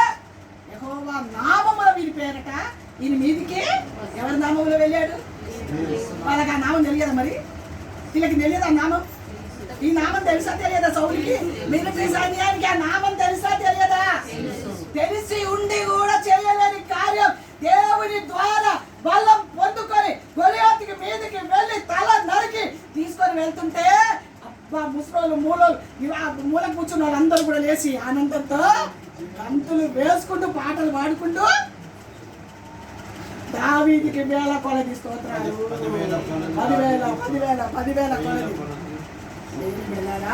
ఆ మాటకే వచ్చిందండి ఈశ్వరునికి. మరి చేత చేయడానికి చేత కాదు, చేయడానికి చేత కాదే, చేసే వాళ్ళ మీద బురద. ఇవన్నీ ఏమన్నా న్యాయమేనండి? ఏమన్నా న్యాయమైంది? ఇవన్నీ న్యాయమేనా? బైబిల్ గ్రంథమును ఆధారం చేసుకుంటే మన వ్యక్తిగత జీవితాలు మార్చుకోవాలి. నేను చేయలేని పని ఆమె చేస్తుంది కదా, ఆయన చేస్తున్నాడు కదా, చేయాలి అని ప్రోత్సాహం ఇచ్చేవారిగా ఉండాలి. అప్పుడు కదా దేవునికి మహిమ, అప్పుడు కదా మెప్పు, అప్పుడు కదా ఘనత. అప్పుడంటే మనకు వచ్చేది ఘనత. అమ్మా ఇప్పుడు నేను ఒక మాట చెప్పనా, ఇప్పుడు పవన్ చాలా మంచిదని, చాలా దేవుని కొరకు నిలబడుతున్నారా అని ఆమెను మెచ్చుకున్నానుకో, మనం అడగకపోయినా మనకు మెప్పు వచ్చేస్తాం. మీకు అది అర్థం కాదు, ఆ సూత్రాలు మీకు అర్థం కాదు. ఎప్పుడు చూసినా ఏడిపోయి, ఒక్కల మీద ఏడిపోయి, ఎప్పుడు చూసినా ఏడిపోయి, ఒక్కల మీద ఎందుకు? ఏమొస్తుందని ఆ ఏడుపుకి? ఏమన్నా కూడబెట్టుకుంటారా ఏడుపుతో? చెప్పండి. ఏమైనా సంపాదించుకోగలుగుతామా? ఆఖరికి ఉన్నది కూడా పోగొట్టుకుంటామా? అలా ఏడుపడం ద్వారా ఉన్న మర్యాద కూడా ఏం చేస్తామండి? పోగొట్టుకుంటాం. మన బ్రతుకులో మనం ఎప్పుడు ఎదుటి వాళ్ళని ఘనపరిచే వారిగా ఉంటానే మనం అనుకోకుండానే మనల్ని ఘనతకి తీసుకొస్తాడు. ఇది బైబిల్ గ్రంథ సూత్రం. అప్పుడే మనము మెప్పు, ఘనత, మహిమ పొందడానికి అవకాశము ఉంటుంది. పోనీ అంత ఏడ్చారు, మరి దావీదేమన్నా కిందికి పోయాడా? చెప్పండి. దావీదేమన్నా కిందికి వెళ్ళాడా? దావీదేమన్నా నాశనం అయ్యాడా? దావీదికి ఏమన్నా దెబ్బ తగిలిందా? బాధ కలిగిందా? దేవుని బిడ్డలారా చాలా జాగ్రత్తగా జీవితాన్ని కాపాడుకోవడానికి ప్రయాస పడాలని ప్రభు పేరున మనం చూస్తాము. దేవుని సన్నిధిని ఆశ్రయిస్తూ దేవుని కొరకు బ్రతకడానికి ఇష్టపడితే ఎంతమంది నిందించినా, తృణీకరించినా, తిట్టినా, ఏలన చేసినా మనల్ని దేవుని బిడ్డలారా ఒక్క రోజు కలుగుతుంది, ఒక్క రోజు వస్తుంది. మెప్పు, ఘనత, మహిమ ఆయన ద్వారా కలుగును కాక. ఆయనే మహిమ పరచడానికి సమర్థుడు, శక్తివంతుడైన దేవుడు. దేవుని సన్నిధిలో అప్పుడు మనం దేవుని కొరకు బ్రతకడానికి ఇష్టపడతాం. ఖచ్చితంగా దైవ కార్యాలు మన కన్నులారా చూడడానికి అవకాశం ఉంటుందని ప్రభు పేరుతో మనం చేస్తూ ఉన్నాం. మూడవది దేవుని బిడ్డ. అప్పుడు మన అవసరాలన్నీ ఏమవుతుంది? మొదటిది దేవుని పాదాల పాదాల దగ్గర రెండోది చెప్పండి. రెండోది శ్రమలొచ్చిన శ్రమలు వచ్చిన, బాధ కలిగిన, నిందలు కలిగిన, అవమానములు కలిగిన, భయంకరమైన పోరాటాలు కలిగిన, ఎవరి కొరకు కొంచెం కాలమే ఇది ఉంది అని దేవుని కొరకు పోరాడి శుద్ధ సువర్ణం వలె విశ్వాసాన్ని, దేవుని బిడ్డలారా ఆ బంగారాన్ని నిప్పులో వేస్తుంది. ఎలా ఏమవుతుంది? చెత్తంతా వెళ్ళిపోయి శుద్ధ సువర్ణంగా మనం కూడా శ్రమలు పడడం ద్వారా మేలిని బంగారంగా మార్చబడతాం. విశ్వాసములో పట్టుదలలో సాగిపోగల కృపనిస్తాడు. వాటి కొరకు మన బ్రతుకుని సమర్పణ చెయ్యాలి. శ్రమలలో నిలకడగా ఉండే దేవుని కొరకు పోరాడే వారికి ప్రతి అవసరాలు స్తోత్రం. మూడోది ఒక మాట చెప్పి ముగించేస్తాం. చూడండి, హెబ్రీయులకు రాసిన పత్రిక, హెబ్రీయులకు రాసిన పత్రిక 10వ అధ్యాయం 36వ వచనం. హెబ్రీయులకు రాసిన పత్రిక 10వ అధ్యాయం 36వ వచనం. మీరు దేవుని చిత్తమును నెరవేర్చిన వారై వాగ్దానము పొందు నిమిత్తము మీకు ఓరిమి అవసరమై ఉన్నది. ఏం అవసరము? ఓర్పు. ఏం అవసరం చెప్పండి? ఓర్పు. దేని కొరకు? వాగ్దానములను పొందు నిమిత్తమై.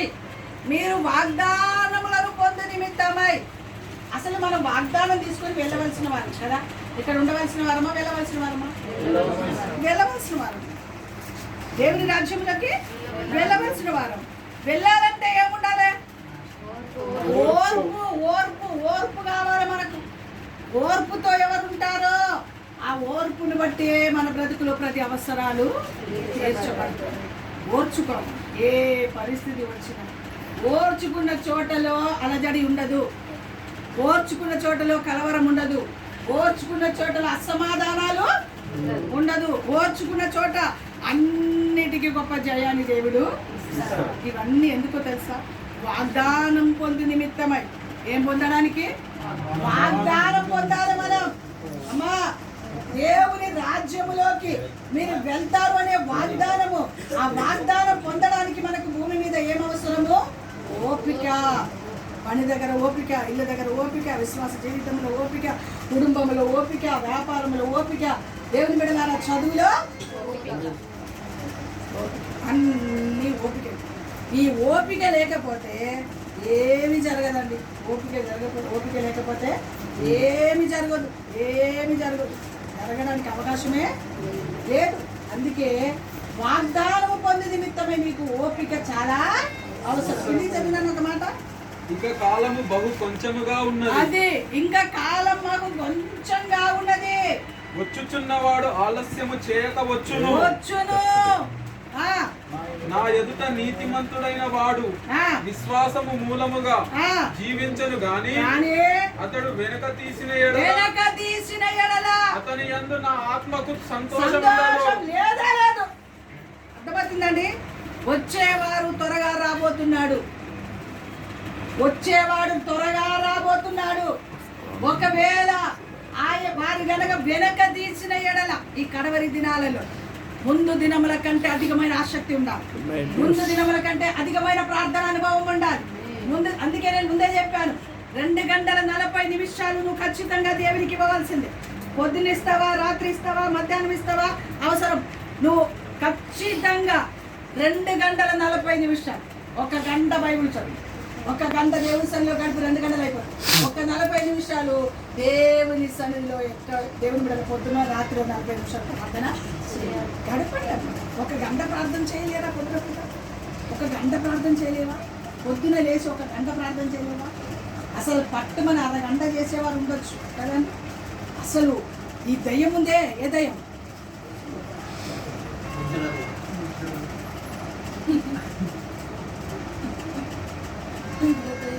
అసలు దయ్యం చెప్పండి. పోను అది ఈ దయ్యం ఉందే, పొద్దున లేస్తే రాత్రి వరకు ఆ దయ్యమే ఉంది మన చేతిలో. అలాగే అర్థమైపోయింది. ఆ దయ్యమే ఉంది మన చేతిలో. ఆ దయ్యం చేతిలో ఉంటే ఇంకా దేవుని పని ఎలా చేయనిస్తారు? ఇంకా కొంతమంది స్తోత్రం స్తోత్రం స్తోత్రం స్తోత్రం ఏమొచ్చింది?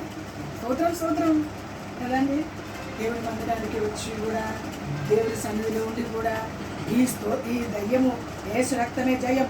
ఒక్కసారి ఆ ఫోన్లన్నీ మాట్లాడితే పోతుంది నిజంగా పోతుంది. యేసు రక్తమే జయం కదండి. దేవుని సన్నిధి ఎక్కడమ్మా చెప్పండి, ఎక్కడ దైవ కార్యం చెప్పండి. 2 గంటల 40 నిమిషాలు దేవునికి ఇస్తే నువ్వు ఎంత ఆశీర్వాదం పొందుతుందో తెలుసా? నీ దశమ భాగం ఇవ్వాలి, నీ సమయం కూడా ఇవ్వాల వద్దా? నీ బలం ఇవ్వాల వద్దా? నీ బలం దేవుని మందిరంలో ఏమన్నా పని చేస్తున్నావా? ఏమన్నా దేవుని మందిరంలో కుర్చీ తీసి కుర్చీ చేస్తున్నావా?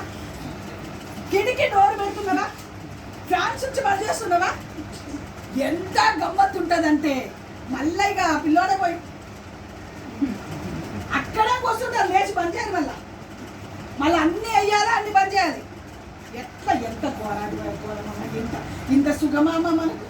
మీరు లేచిన చోట స్విచ్ పని చేయొచ్చు, ఫ్యాన్ స్విచ్ మేము కడతాం. మేము కట్టేటో రాలే కదా, పట్టుకోలేదు. కరెంటు బిల్లు ఎంత వస్తే మాకేది, ఇదే కదా మీ ఆలోచనలు కదా. నిజంగా మీకు దేవుని మందిరం మీద ఆలోచన ఉందా?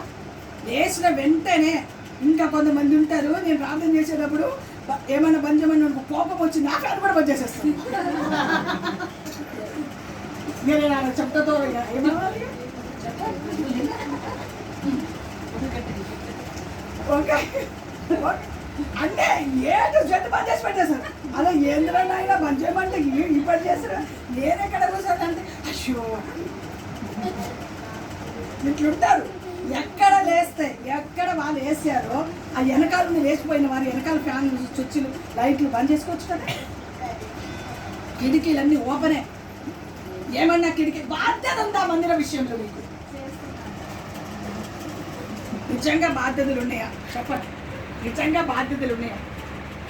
ఆ కుర్చీలు అలాగే పాడేస్తారు, ఆ ఈ కిటికీలు అలాగే పాడేస్తారు, ఏదైనా అంతేగా. నాకెందుకులే, రేపు పొద్దున్న చంద్రకాలు వస్తుందిలే చూస్తుంది, ఆమె ఊడ్చుకుంటుంది, ఆమె ఊడ్చుకుంటుంది, నాకెందుకు కదా. అందుకే ఆ కిటికీలన్నీ అట్లా ఓపెన్ పెట్టినందుకే పిల్లి లోపల పిల్లలు పెట్టింది తెలుసండి. ఎక్కడ లోపల అది ఎక్కడ కనబడలేదు. కుయ్య కుయ్య శబ్దం వస్తే 4-5 పిల్లలు ఆ తల్లి లోపల సౌండ్ సిస్టమ్ దగ్గర తెలుసా మీకు. కిటికీలు వేయనండి అప్పటి నుంచి. నేను అందుకే లాస్ట్ వరకు ఉండి కిటికీలు వేసారా అన్ని పని చేశారా చూడండి చూడండి అని 10 సార్లు చెప్తూనే వస్తాను. అందుకే చెప్తాను. వీళ్ళు అనుకుంటారు ఈ అమ్మకి ఏం పని లేదని. ఎంత మొత్తుకుండా అంతే ఉండరు.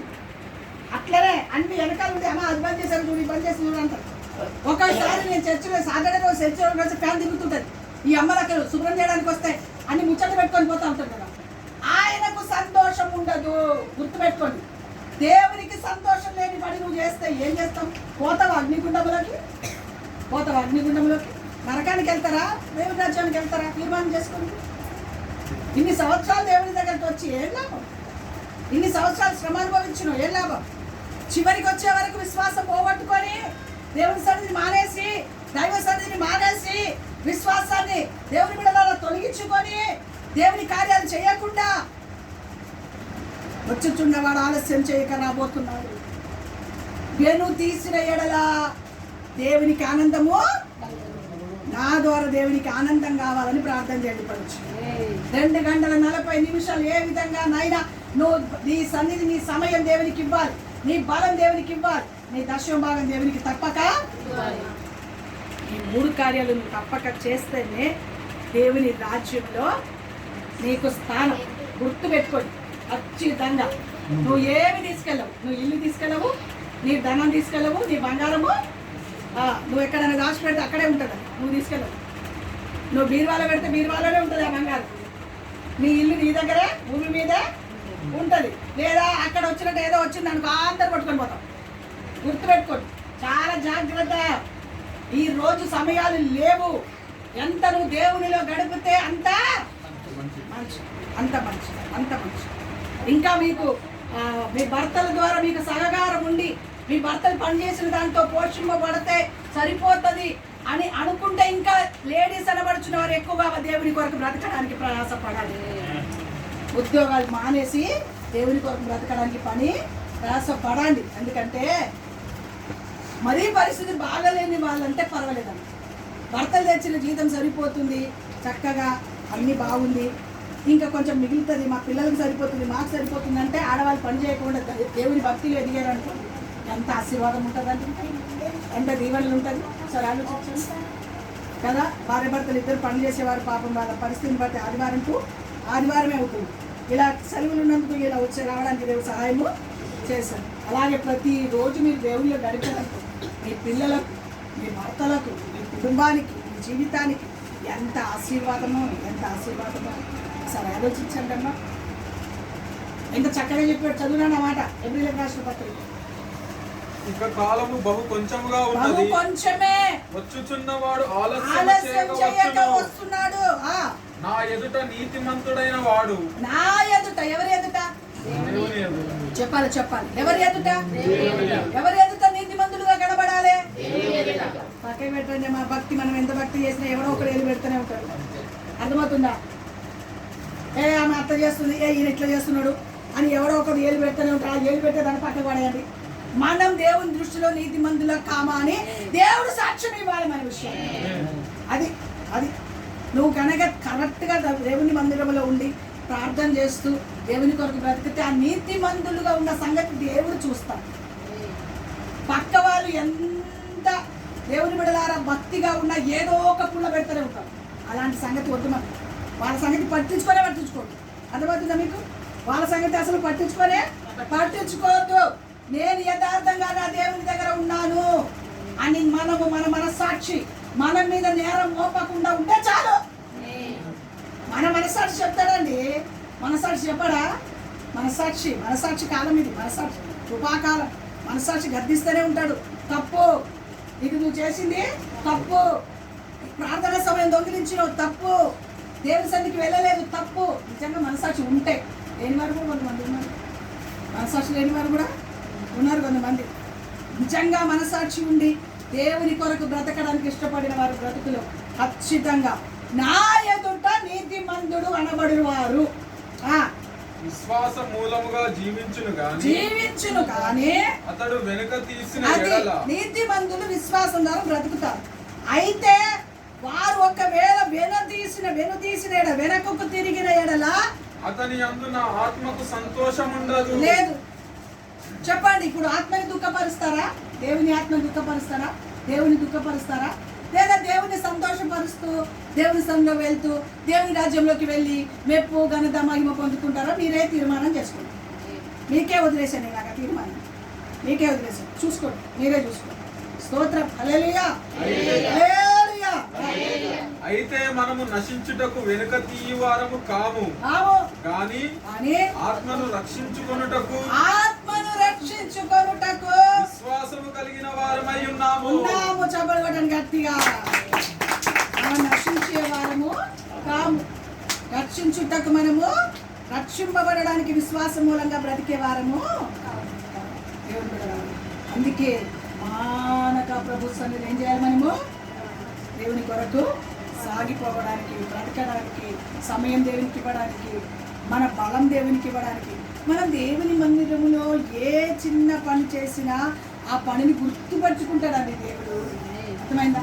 గ్లాసులు మంచి నిలిస్తే, ఇన్నడి మంచి నిలిస్తే మీ ప్రతిఫలం పోగొట్టుకోరంటారు దేవుడు. అమ్మా, మనం దేవుని మందిరంలో చేసే ఏ చిన్న పనికైనా మన ప్రతిఫలాన్ని ఏ రోజు కూడా దేవుడు తోసేసేవాడు. ఆయన అన్ని గుర్తుపెట్టుకుంటాడండి. అమ్మా, మనుషులు గుర్తుపెట్టుకోరేమో కానీ దేవుడు మాత్రము దేవుని కొరకు చేసే చిన్న పనిని కూడా గుర్తుపెట్టుకొని సమయంలో, తగిన సమయంలో, నువ్వు ఎప్పుడైనా ఆపత్తులో ఉన్నప్పుడు, బాధలో ఉన్నప్పుడు, శ్రమలో ఉన్నప్పుడు దిగి వచ్చి వాటికి ప్రతిఫలం ఇస్తాడు. అందుకు చెయ్యాలి మనం దేవుని సన్నిధిలో పనులు, పరిచర్యలు. అందుకు దేవుని మందిరంలో పరిచర్య చేసేవారిగా, దేవుని కార్యాలు చేసేవారిగా. ఎప్పుడైనా మనకు బాగలేదనుకో, అందుకే హిజ్కియా ఏమని ప్రార్థన చేశాడండి? అయ్యా, నీ సన్నిధిలో చేసిన నేను నా మంచి కార్యంలో. అమ్మ, అర్థమవుతుందా? అంత మహాభయంకరమైన వ్యాధి, క్యాన్సర్ వ్యాధి బాగుపడి 15 సంవత్సరాలు ఆయుష్ పొడిగించడానికి గల కారణం ఏంటో తెలుసా? తెలుసా అండి? ఏమని మనం ప్రార్థన చేయడానికైనా కొంచెం దేవుని మందిరంలో పనిచేయాలండి. అర్థమవుతుందా మీకు? ఏమని అడుగుతామండి? అయ్యా నేను మందిరంలో ఏ పని చేయలేదయ్యా జ్ఞాపకం చేసుకోమంటారా?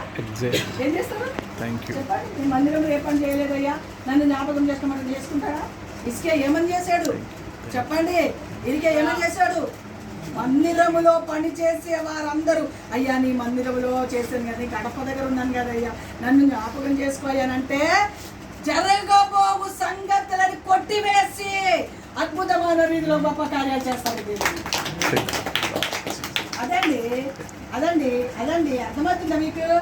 అమ్మా అసలు అంత భయంకరమైన పుండు, కొన్ని కిలోల మాంసాలండి, పురుగులు. ఆ పురుగులు ఆ వీపులో ఇంత పెద్ద గడ్డ, ఇంత లోతు, అరుచేయంత అమ్మా హిస్టరీ దేవుని బిడ్డలారా, హిస్టరీలో చూస్తే తెలుస్తుంది. అరిచేయంత పుండండి, అరిచేయంత ఇంత లోతు పుండు వీపులో గుందబడిపోయి ఆ పురుగులు, ఆ క్యాన్సర్ పురుగులు, గుర్తుపెట్టుకోండి, ఆ క్యాన్సర్ పురుగులు ఆ భాగమంతా మనము దేవుని దగ్గర అడగడానికైనా దేవుని కొరకు ఏమైనా పనులు చేయాలి. గుర్తుపెట్టుకోండి, మనం దేవుని దగ్గర కూర్చొని అడగడానికైనా ప్రభువా ఈ పని నేను చేశాను ఈ మందిరంలో, ఈ కార్యాలు చేశాను ఈ మందిరంలో, నీ కొరకు మంచి పనులు చేశానయ్యా, నీ కొరకు మంచి పనులు చేశానయ్యా, నన్ను జ్ఞాపకం చేసుకోయానంటే క్షణములో జ్ఞాపకం చేసుకొని దిగి వచ్చి మన మీదకి రాబోచిన తెగులు కొట్టివేస్తాడు. అందుకే 5 సంవత్సరాల ఆయుష్ పొడిగించాడు. అసలు ఎంత అద్భుతంగా ఉంటుందండి ఆ మాటలు చదువుతుంటే. అసలు ఆ మాట చెప్పి అయ్యా మరణం కాబోతున్నావయ్యా, మరణకరమైన వ్యాధి వచ్చిందయ్యా, మరణం వస్తుందయ్యా, జ్ఞాపకం చేసుకో అయ్యా అని అంటే వెంటనే రాజండి ఓడ తట్టు తిరిగి మొరబెట్టాడు. ఒక్కటే మాట, అయ్యా నీ దగ్గర నేను చేసిన మంచి కార్యాలను జ్ఞాపకం చేసుకోయ్యా అని మొరబెట్టిన వెంటనే దేవుడు దిగి వచ్చాడండి. ఎందుకు చెప్తున్నానంటే చెప్పిన ప్రవక్త గుమ్మం దాటి వాకిటికి వచ్చాడు అంతే. చెప్పి వార్త చెప్పి వాకిట్ల దగ్గరికి వచ్చాడంతే. ఆ మాట కరెక్ట్గా ఉందండి బైబిల్ గ్రంథం. మీ బైబిల్ ఎలా ఉందో నాకు తెలియదు. గుమ్మం దాటి వాకిల దగ్గరికి వచ్చాడు అంతే. వాకిల దగ్గరికి వచ్చిన వెంటనే దేవుని స్వరం తిరిగి వెళ్ళు, హిజ్కియా చేసిన మనవి నేను ఆలగించాను. ఎంతసేపు చేసి ఉండొచ్చండి ప్రార్థన? ఆయన 4 ఇప్పుడు నేను ఇక్కడ నుంచి 4 వాకిల దగ్గరికి వెళ్తాను. ఎంతసేపు ఉంటుంది? ఎంతలో అంతే. ఆ ఒక్క నిమిష ప్రార్థన దేవుడు ఏం చేశాడండి? ఎందుకు ఆలగించాడు చెప్పండి? అది కొన్ని కిలోల మాంసము తిని పురుగు 15 సంవత్సరాలు పొడిగించిన దేవుడే ఈరోజు నీ బ్రతుకులో 25వ సంవత్సరంలో రాబోచున్న ప్రతి కీడు తొలగిపోవాలంటే నీవు దేవుని సన్నిధిలో అనేకమైన వాటి కొరకు ప్రయాసం పడితే దేవుని సన్నిధిలో కూర్చొని అయ్యా నేను ఈ పని చేశానయ్యా, నీ కొరకు చేశానయ్యా అని దేవుడిని అడిగితే దిగి వచ్చి కార్యం చేస్తాడు.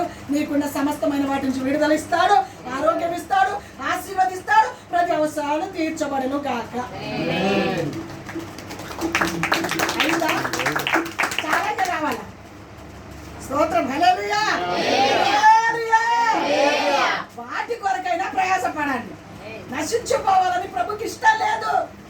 ఆయన బాధపడి ఆయన ఆత్మకు సంతోషం కలిగే పని మనం చేయడానికి, విశ్వాసాన్ని కాపాడుకోవడానికి దేవుని సన్నిధిలో మన జీవితాన్ని సమర్పణ చేస్తాం.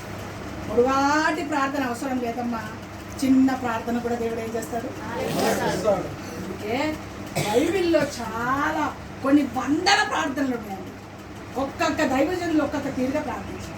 ఒక్కొక్క దైవజనులు ఒక్కొక్క దేవుని బిడ్డలారా, స్త్రీలు దేవుని బిడ్డలారా, ఒక్కొక్క పురుషులు, ఒక్కొక్క దైవజనులు ఒక్కొక్క రకాలుగా ప్రార్థన చేస్తాడు. చిన్న ప్రార్థన పెద్ద కార్యాలు చేస్తాడు. చిన్న ప్రార్థన ఏం చేస్తాడండి? చిన్న అరిచేతంద మేఘం ఏం చేసిందండి?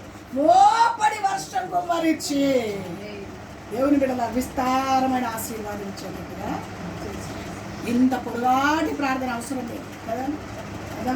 అందుకే యేషయా గారు ఎవరైనా భక్తుడు దైవజనుడు ఏసన్న గారు పాపం ఒక ఆమె ఎక్కడి నుంచో వచ్చిందంట ప్రార్థన తెలుసుకోవడానికి. ఎక్కడి నుంచో వచ్చి లైన్లో నిలబడిందంట. అయ్యగారితో చక్కగా తృప్తిగా ప్రార్థన చేయించుకొని వెళ్ళాలి అని చెప్పేసి ఎక్కడి నుంచో వచ్చి ప్రార్థన చేయించుకోవడానికి వస్తే అందరితో పాటు ఆయన ప్రార్థన ఎలా ఉంటుంది? యశక్తం చెప్పు, యశక్తం చెప్పు అంటాడు అంతే. మరి అన్ని వేల ప్రజలకు ప్రార్థన చేస్తే ఎలా చేస్తారు? మీరు మీకు ఇన్ని గంటలు చేసి కూర్చొని ప్రార్థన చేస్తే మీకు తృప్తి ఉంది అవునా? అవునా చెప్పండి, అవునా కదా చెప్పండి. అమ్మా మాకు సరిగ్గా చేయలేదు ఆయన ఇలా దాకేసి యశక్తం చెప్పు ఇట్లా కొట్టుకుంటూ పోతుండే. అందుకే ఒక్క దెబ్బ కొడతాడు అంత బాగా కొట్టాడట. అర్థమైందా? ఎవరో ఒక చదువుతలేడు అయ్యా వీడికి కొంచెం బుద్ధి తప్ప అయ్యా వీడు చదువుతలేడు, వీడు సరిగా స్కూల్కి వెళ్తలేడు, వీడు చదువు ఒక్కటి కొట్టినాడు అంతే. ఆ దెబ్బకి సాఫ్ట్వేర్ ఇంజనీర్ ఇది కొట్టండి నాకు చూపిస్తాడు. ఆ దెబ్బకే వాడు బాగుపడిపోయాడు. సాఫ్ట్వేర్ ఇంజనీర్ అయ్యాడంట వాడు. కొట్టాడు నా కొడుకు బాగుపడ్డాడు. సాఫ్ట్వేర్ ఇంజనీర్ అయ్యాడంట. సాఫ్ట్వేర్ ఇంజనీర్ అయ్యి వాడు గొప్ప ఉద్యోగాలు లక్షలు సంపాదించే వ్యక్తిగా మార్చబడ్డాడు. అందుకే దైవజనులతో దెబ్బలు తినడం అంటే ఎంత గొప్ప అనుకుంటావు. ఏసరైతేనే జయం. అమ్మో ఈరోజు దెబ్బలు కొట్టాడా? చిన్న పిల్లోనేమని అన్నాడా? ఇదిగో అమ్మగారు నన్ను కన్నారు అని అయ్యలమ్మలకు పోయి చెప్తారు. అయ్యలమ్మలు ఇక యుద్ధానికే దిగుతారు మా మీద. ఇంకేం లేదు, ఏమో నువ్వద్దు, నీ చర్చొద్దు, ఏవద్దు, అవసరం లేదు. ఆ ఒక్క దెబ్బకే బాగుపడిపోయి మంచిగా సాఫ్ట్వేర్ ఇంజనీర్ అయ్యి లక్షలు సంపాదిస్తున్నాడు. ఆమె పేద పొడుగు ప్రార్థన కావాలని వస్తే ఆ లైన్లో నిలబడతా అందరు లాగానే ఆమెను కూడా తెచ్చి పంపించేస్తే ఆమె అంటున్నట, నేను ఇంత దూరం నుంచి ఇంత పైసలు ఖర్చు పెట్టుకొని ఏసన్న గారి పొడుగు ప్రార్థన చేస్తానని పోతే దాన్ని ఒక దెబ్బ నెత్తి మీద తడి పంపించేసిండు అని అన్నారంట. ఇక వేరే వాళ్ళు వినేసి నీకో ఆ మాట ఏసన్న గారితో, అయ్యా ఎక్కడి నుంచి వచ్చారంట ఒక అమ్మాయి, మీరు ఆమెకి సరిగా ప్రార్థన చేయలేదంట, ఆమె బాధపడుతుందంట అయ్యా అని ఏసన్న గారి శిష్యులు ఎవరో తెలుసుకొని ఆ వార్త ఆ శిష్యుల నోట్లో పడితే ఆ శిష్యులు ఏమో ఏసన్న గారికి చెప్తే అప్పుడు ఆయన అన్నాడంట, అమ్మ ఖాళీగా ఉన్నప్పుడు ఒక్కసారి రమ్మని అమ్మని ఆమె విషయాలన్నీ కొనుక్కొని తప్పక అనుకోకుండా ప్రార్థన బాబు. ఎవరు తెలుసు ఆయనకి? ఏం తెలుసు? లైన్లో ఉన్న సంగతి ఎవరో ఏంటో కొత్త తెలుసా ఆయనకి? తెలియదు కదా. వేల ప్రజల మధ్యలో అలా పంపించాడు. ఎప్పుడైనా ఏమన్నా ప్రత్యేకంగా ప్రార్థన ఇంకొకసారి రమ్మను, నేను ఖాళీ ఉన్నప్పుడు రమ్మను మీరు, నేను ఆమెకి తప్పక ప్రార్థన చేస్తున్నాను. నేను చెప్పేది ఏంటంటే ఆ ఒక్క దెబ్బకే బాగుపడ్డాడు వాడు. చిన్న ప్రార్థనకే పెద్ద కార్యాలు జరుగుతున్నాయి, ఇంకా పొడుగు ప్రార్థనలు ఎందుకు నీకు అవసరమా చెప్పు? ఏ చిన్న ప్రార్థన చేసినా దైవజనులు మనస్ఫూర్తిగా చేస్తే ఆ ప్రార్థనలోనే గొప్ప ఆశీర్వాదం. కానీ దైవజనులు మీ మీద దుఃఖం పెట్టుకొని ప్రార్థన చేస్తే మాత్రం ఆ ప్రార్థన మీ బతుకులో కార్యాలు జరగదు. గుర్తుపెట్టుకోండి, దైవజనులు లోపల బాధ పెట్టుకొని మీ కొరకు ప్రార్థన చేశారనుకో జరగదు. వాళ్ళు సంతోషంతో నీ కొరకు చేస్తేనే చిన్న ప్రార్థన అయినా మీ బ్రతుకుల కార్యాలు జరిగిస్తాడు, ఖచ్చితంగా జరిగిస్తాడు. ఇన్ని సంవత్సరాలు చేసిన ఇప్పుడు చేయడం.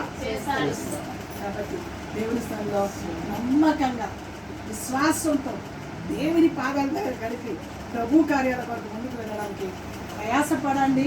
ఖచ్చితంగా ఉత్తమమైన వాటిని ఎన్నుకొని ఎవ్వరు అది తీసివేయలేనిది కనుక దేవుని స్థలంలో శోధనలు, బాధలు, భారాలు జయిస్తూ భరిస్తూ దేవుని కొరకు సాగిపోతూ తిట్టేవారు తిడుతూనే ఉంటారు, ఏడ్చేవారు ఏడుస్తూనే ఉంటారు, దూషించేవారు దూషిస్తూనే ఉంటారు.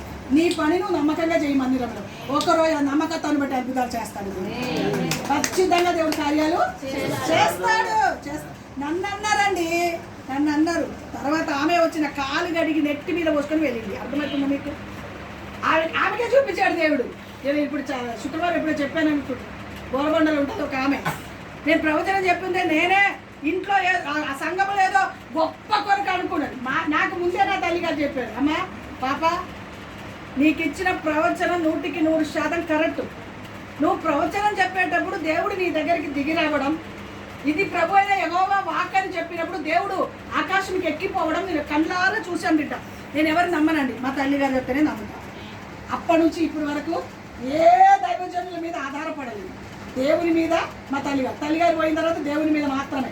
ఏ దైవజనుల దగ్గర చూడండి నాకు ప్రవచనం చెప్పండి, నాకు ఇది చేయండి, ఏ లైన్లో పోయి నిలబడలేదు, ఎవరితో నెట్టి మీద పెట్టించుకోలేదు చేతులు.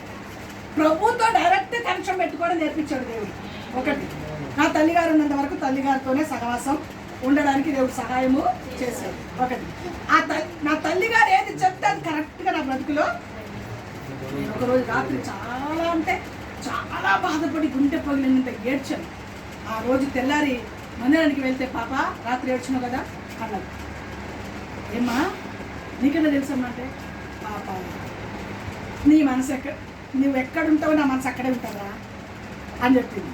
అమ్మో అనుకున్నాను. అప్పటి నుంచి ఏ ఒక్కటి కూడా పాప తప్ప ఇంకెక్కడి పిలవదండి. పాప పాప పాప అంటారు అంతే. ఎంత అసలు అందుకే నా కన్న తల్లి తండ్రి నాకు ప్రేమ లేకపోయినా ఆమె ప్రేమను బట్టి, ఆమె మన మధ్యలో లేదు, ఆమె ప్రేమను బట్టి నేను హైదరాబాద్లో నిలబడగల కృపని తెలియదు. ఆమె ప్రేమే ప్రతి దానికి. పాప ఇది జరిగింది కదా అని చెప్పేసి అడుగున దగ్గరకు తీసుకొని కౌలగించి ప్రేమించి దేవుని సన్నిధిలో ఎలా ఉండాలో నేను ఏ విధంగా వాడబడబోతున్నదని దేవుడు ముందుగానే చూపించిందండి ఆమెకి. ఆ కార్యం ఆమె చెప్పినప్పటి నుంచి దేవుని బిడ్డలారా, ఆ తర్వాత ప్రవచన వాక్కు విషయంలో ఎందుకు ఇదంతా చెప్పుకొస్తున్నానంటే మీరందరూ అర్థం చేసుకోవాలి. అర్థం చేసుకొని దేవుని కొరకు బ్రతకండి. అది మీ మేలు కొరకు చెప్తున్నాను అంతే, నా గొప్ప కోసం కాదు. సమస్త ఘనత వాకి ఆయనకే కలుగుతుంది. ఆ సంఘంలో ప్రవచన వాక్కు నేను కొన్నిసార్లు నేను చెప్పను సంఘంలో ప్రవచనం అని చెప్పి వెనకాల కూర్చుండేదాన్ని. వెనకాల కూర్చుంటే వెన్నముకలు పొడిసి మరీ చెప్పిపించేవాడు. ఇది నువ్వు వెనకాల కూర్చున్నావు కదా, ఈరోజు ప్రవచనం చెప్పను అనుకున్నావు కదా అనేది. అవునమ్మా నాకు వద్దు, వీళ్ళందరూ అన్నీ అనుకుంటున్నారు, ఇవన్నీ అది ఇది మాట్లాడుతున్నారు, నేనేదో కావాలని చెప్తున్నాను. పాప నీకెందుకురా, దేవుడు నీతో ఉన్నాడా, దేవుడు నీతో ఉన్నాడు, నీకు ఎందుకుంటా వాళ్ళ సంగతి వీళ్ళ సంగతి ఎందుకో. సంఘములో ఇలా చెప్పిన మాట నెల తిరగకముందే జరిగేది. మా తల్లి గారు ఇలా నెల 15 రోజులు 20 రోజులు జరగకముందే ఆ కార్యం వల్ల జరిగిపోయాడు. చెల్లా చదువు కాబోతుంది, కొంతమంది వెళ్ళిపోబోతున్నారు. అక్షరాలు అది కన్నారో చూసి మా తల్లి గారు. అప్పుడు ఏ రోజు నువ్వు ప్రవచనం ఆపకూడదు, ఎంతమంది తిట్టిన ఆపకూడదు. నువ్వు ప్రవచనం చెప్పాడు, దేవుడు నీ పక్కన ఉండడని చూశాను. తర్వాత దేవుడు పైకెత్తబడని చూశాను. నువ్వు చచ్చే వరకు ప్రవచనం ఆపడానికి వీలు. అసలు చాలా అద్భుతాలు జరుగుతున్నాయి నీ ద్వారా, నువ్వు అస్సలు ఆపొద్దు అని చెప్పి అలా చెప్తే ఆ ప్రవచనాల కొరకు నా మీద ఈర్షపడి ఏంటి పెద్ద ఆమెనే చెప్తారా, ఆమెకే వచ్చిందా ప్రవచనం, ఆమె చెప్పాలా సంఘంలో అని మనస్సులో అనుకుందట. నాకు కూడా తెలియదు, మనస్సులో అనుకుందంట. మనస్సులో అనుకుంటే ఇంటికి వెళ్ళిన తర్వాత వినండి, బాగా వినండి. ఎప్పుడైనా మీరు విన్నారో లేదో, విన్నారు ఈ మాటలు ఎవరన్నా, ఈ మాట విన్నారని వచ్చేది లేదు కదా, నువ్వు ఒక్కడనే విన్నావు. శుక్రవారం వస్తున్నాను. స్తోత్రం, హల్లెలూయా. ఆ మాట దేవుని బిడ్డలారా, ఆ ఇంటికి వెళ్ళిన తర్వాత ప్రార్థన చేస్తుంటే దేవుడు చూపిస్తున్నాడట, ఇదిగో బిడ్డ నువ్వు నా కుమార్తె కొరకు అనుకున్నావు కదా, నా కుమార్తె కొరకు ప్రేమమ్మ కొరకు అనుకున్నావు కదా, ఆమె ఎక్కడున్నదో నేను చూపిస్తా ఉండు అని చెప్పి పేద ఎత్తైన బండ మీద తెల్లటి బట్ట కట్టుకొని చీర కట్టుకొని ఆ ఎత్తైన కొండ మీద నిలబడి దేవుని బిడ్డలారా దేవుని ఆరాధన చేసినట్టుగా చూపించింది. అప్పుడు అన్నాడంట దేవుడు, ఇదిగో నీ స్థానం ఇది, ఆమె స్థానం అది అన్నాడు. ఎవరది? నీ స్థానము ఇది కింద స్థితి, ఆమె స్థానం ఆత్మీయంగా ఆ స్థితి ఉంది, ఆమె ఉన్నతమైన స్థితిలో ఉంది. ఆమెతో నేను ఉన్నాను. మళ్ళొక్కసారి నువ్వు ఆమె విషయమై మాట్లాడితే జాగ్రత్త సుమి. ఇప్పుడు నువ్వు మాట్లాడినందుకు నీకే పనిష్మెంట్ తెలుసా? కొత్త బట్ట తీసుకెళ్ళి ఇత్తడి పళ్ళం తీసుకెళ్ళి, ఇత్తడిది రౌండ్ తీసుకెళ్ళి ఆమె ఇంటికి వెళ్ళు, కాలు కడిగి నీ నెత్తి మీద పోసుకో అన్నాడు. ఎవరితో? ఆ అన్నామని, అసూయపడినామ. పరుగోలు వచ్చింది పొద్దున. ఊకుంటాడా రాత్రి నిద్ర పట్టనీయలే దేవుడు. ఇవన్నీ ఎందుకు చెప్తున్నా తెలుసా? జాగ్రత్తగా ఉండాలి, దైవ సేవకుల విషయంలో జాగ్రత్తగా ఉండాలి. స్తోత్రం, హల్లెలూయా. ఆ మాట చెప్పిన ఆ రోజు రాత్రి అంతా నిద్ర పట్టకుండా చేసి ఉదయకాలమే పరిగెత్తుకొని వచ్చింది. అయ్యగారు పొద్దున ఆఫీస్కి వెళ్ళిపోయారు, పిల్లలు వెళ్ళిపోయారు. పొద్దునే నేను ఇంకా వాళ్ళని పిల్లలు క్యారేజ్ కట్టాము, అన్ని కట్టాము. దేవుని బిడ్డలారా అయిపోయిన తర్వాత ఇంకా అన్ని పక్కన పెట్టి ప్రార్థనలో కూర్చుందాం అనుకుంటున్నాను. అప్పటికే పరిగెత్తుకొని వచ్చేసింది. ఇంకా నా పని అదే కదా, అందరి పోయినా ప్రేయర్లో కూర్చోడం పని కదా, ఇంకా ఏ పిచ్చి దేనికి లోబడం. ఇంకా ప్రార్థనలోకి వెళ్ళిపోదాం, స్నానం చేసుకొని ప్రార్థన చేద్దాం అనుకుంటే వరకే పరిగెత్తుకొని వచ్చింది. అసలు ఎన్నడు రానామి మీకు ఎందుకు వచ్చింది? పొద్దున అక్క అనుకొని నేర్చుకుని వస్తుంది. ఎందురా ఏమైంది? నేను ఆమె ఇంట్లో ఏమైనా అయిందేమో అనుకుంటున్నాను. ఏమైందిరా అంటే అంటది, అక్క నన్ను నువ్వు క్షమించు అని చెప్పి ఇప్పుడే తమామని కింద కాళ్ళ మీద పడిపోయింది అంతే. రావడం కాళ్ళ మీద పడిపోయి క్షమించమని అడుగు, క్షమించమని చెప్పు. ఎందుకు క్షమించాలి, కారణం ఏంటి చెప్పాను. నేను క్షమించాలంటే కారణం ఉండాలి కదా. నేనేం అనలేదు నిన్ను, నువ్వు నన్ను ఏమనలేదు. అది మనసులో అనుకుంది కదా, నేను నిన్నేమనలేదు, నువ్వు నన్ను ఏమనలేదు, ఎందుకు క్షమించాలో చెప్పు అంటే అంతది నేను నువ్వు మందిరంలో ప్రవచనం చెప్పేటప్పుడు నీ విషయం ఇలా అనుకున్న తర్వాత ఇంటికి వెళ్తే నీ విషయం దేవుడు ఇలా చూపించాడు. కొండ మీద ఉన్నావు, పర్వతం మీద ఉన్నావు, ఉన్నతమైన స్థానంలో తెల్ల వస్త్రం కట్టుకొని పరిశుద్ధంగా, ఇదిగో నా బిడ్డ ఈ స్థానంలో ఉంది, నువ్వు ఇక్కడ ఉన్నావు అని చూపించాడు. ఇప్పుడు నువ్వు చెప్పిన నువ్వు మనసులో అనుకున్నది నీ పనిష్మెంట్ ఏంటో తెలుసా, నువ్వు వెళ్ళిపోయి కొత్త బట్ట తీసుకెళ్ళి ఎప్పుడో దాచిపెట్టిందంట. అది కూడా చెప్పింది, ఎప్పుడో కొన్ని సంవత్సరాల నుంచి దాచిపెట్టిందంట టవల్, కొత్త టవల్. అంటే నా కోసమే ఏసు రక్తం వచ్చి ఆ కొత్త టవల్ దాచిపెట్టింది. అడుగులో పెట్టిన కదా కొత్త టవల్, అది తీసుకో. ఇత్తడిది రౌండ్ది పళ్ళం తీసుకో, అది తీసుకొని వెళ్ళు. ఆమె పాదాలు కడిగి కాలి తుడిచి ఆ నీళ్ళు నెత్తి మీద చల్లుకో, నీ పాపం క్షమించబడుతుంది అని అన్నారంట. అమ్మ దేవుడు, నేను ఏడ్చాను. ఎందుకు తెలుసా, ఎంతటిదాన్ని అయ్యా నేను, ఎంతటిదాన్ని నేను దినాది దినంగా నీ సన్నిధిలో ఉన్నాను. నేను అసలు ఎంతటి దాన్ని, దీనికి నేను అరుగురాలనా. అప్పుడు నేను అన్నాను, నీకు చూపిస్తే సరిపోదు, నాకు చూపించాను. ఇవన్నీ ఇక్కడ పెట్టుకో, ఈ టవల్ ఇక్కడ పెట్టు, ఈ ప్లేట్ ఇక్కడ పెట్టు. దేవుడు ఒకవేళ నాకు బయలుపరిస్తే నీ పాదాలు గడిపించుకో అమ్మా అంటే నేను ఫోన్ చేస్తా, కౌరు పెడతా, అప్పుడు వచ్చి కడుగుతుండే. ఇప్పుడు నువ్వు చెప్పగానే నేను కడిపించుకోవడం రెడీ లేదమ్మా అని చెప్పాను. 10 రోజులు కనిపెట్టాను దేవుడి దగ్గర. దేవుడు అన్నాడు, నీది యావత్తు ఇలాగ నెరవేరనేమో అని. అప్పుడు పిలిపించుకొని కడిపించుకొని ఆమె ప్రార్థన చేసి ఆ నీళ్ళు నెట్టి. అసలు నిజంగా అండి ఆమెలో ఎంత వణుకొచ్చిందంటే అంత వణుకొచ్చిందండి. ఆ రోజు నుంచి ఈ రోజు వరకు నా పేరెత్తితే భయం, ఆమెకి నా పేరెత్తితే వణుకు. అమ్మో ప్రేమకనా వద్దమ్మా దండం దిక్కు. ఆమెంత ఆ దర్శనం చూసినప్పటి నుంచి నాకు వణుకు కలిగిందమ్మా. ఎందుకు మాట చెప్తానంటే, ఒక వ్యక్తిని కొంతమంది వారంతట వారే సేవ చేసాను తిరిగే వాళ్ళు ఉంటారు. కొంతమందిని ప్రత్యేకంగా దేవుడు ఏర్పాటు చేస్తాడు. అందుకే నేను ఎప్పుడు చెప్తూ ఉంటాను, దేవుని సన్నిధిలో సేవ అని చెప్పి కావాలని వచ్చిన వాళ్ళం కాము, దేవుని స్వరం ఇచ్చి అభిషేకించి నిలబెట్టుకున్న వాళ్ళము. చాలా జాగ్రత్తగా ఉండాలి. ఎవరు ఏది బ్లేమ్ చేసి వెళ్ళిపోయినా అది వాళ్ళకే ముప్పు, కానీ వేరే స్థానంలోకి ఇంకొకరిని దేవుడు తప్పక తీసుకొస్తాడు. మాలో తప్పు లేకుండా మా మీద బురద జల్లి వెళ్ళిపోతే దేవుడే చూసుకుంటాడు. మాలో తప్పు ఉంటే క్షమించి మనం అడుగుతాం. 31st నైట్ మిమ్మల్ని ఎందుకు అడుగుతున్నాం క్షమాపణ? సంవత్సరం అంతా ఇలాగే గుండె బాధతో ఏదో మాటలు అనేస్తూ ఉంటాం. ఏదో మాట మా పిల్లలే కదా, మాట వింటారేమో, మార్చుకుంటారేమో, సరి చేసుకుంటారేమో అని ఈ సంవత్సరం అంతా ఏదో ఒకటి అంటూ ఉంటాం.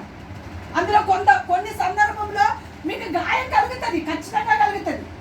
కడుపులో పుట్టిన పిల్లలే వింటలేరండి మాటలు, ఇంకా మీరే పాటి వాళ్ళం. కడుపులో పుట్టిన పిల్లలే బాధపడుకుంటూ సరుగుతూ మురుగుతూ తిరుగుతారు. అది అన్నీ మేము అనుభవిస్తున్నాం కదా. మీ మనస్తత్వాలు మాకు తెలియదా? ఇన్ని సంవత్సరాల పరిచర్యలో మీ మనస్తత్వాలు మాకు తెలియదా? మీరు బాధపడాలని కాదు, కానీ ఒక్క క్షమాపణలో అన్నీ మర్చిపోతాం. చెప్పడం గట్టిగా, ఒక్క క్షమాపణలో అన్నీ మర్చిపోతామండి. అందుకొరకే మిమ్మల్ని ఎందుకు క్షమాపణ అడుగుతామంటే, అన్నీ మర్చిపోయి మరలా మనం అందరం కలిసి దేవునినే ఆరాధన చేస్తాం. ఇంకొకటి, మీకు బాధ కలిగింది అనుకోండి, డైరెక్ట్గా మమ్మల్ని మాతో అమ్మ ఈ బాధ మాకు కలిగిందమ్మా, దైవ కార్యాలు చేద్దాం, దేవుని కొరకు మందింపబడదాం, ఉత్తమమైన వాటిని ఎన్నుకుందాము.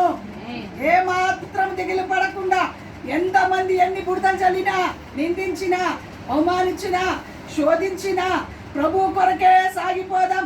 ప్రభు యొక్క ఆత్మని సంతోషపెట్టే బిడ్డలుగా మార్చబడును గాక.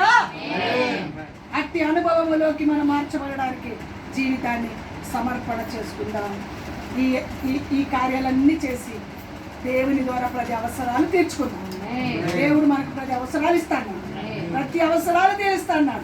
ఈ కుటుంబం ఆశీర్వాదం, పిల్లలు ఉన్నతమైన స్థాయిలోకి వచ్చును గాక, వారు చదువులో ఉన్నతమైన జైవిచ్చును గాక, వారు ఉన్నతమైన ఉద్యోగస్తులుగా మార్చబడిన గాక, ఇంత కుమారుడు కూడా సమృద్ధి గల పనులను గ్రహించును గాక, కుమార్తె కూడా ఇంకెక్కువగా దేవుళ్ళు ఎదుగును గాక, మనం అందరి మట్టి అనుభవంలోకి మార్చబడును గాక. ఎవ్వడు మన దగ్గర నుంచి తీసివేయలేని భక్తి మనం చెయ్యదురు గాక. భక్తి అనుభవంలో సాగిపోతూ దైవ కార్యాలలో ముందుకు వెళ్దాం. ఇట్టి మాటలు మన వినికిడిలో దేవుడు ఆశీర్వదించి దీవించును గాక.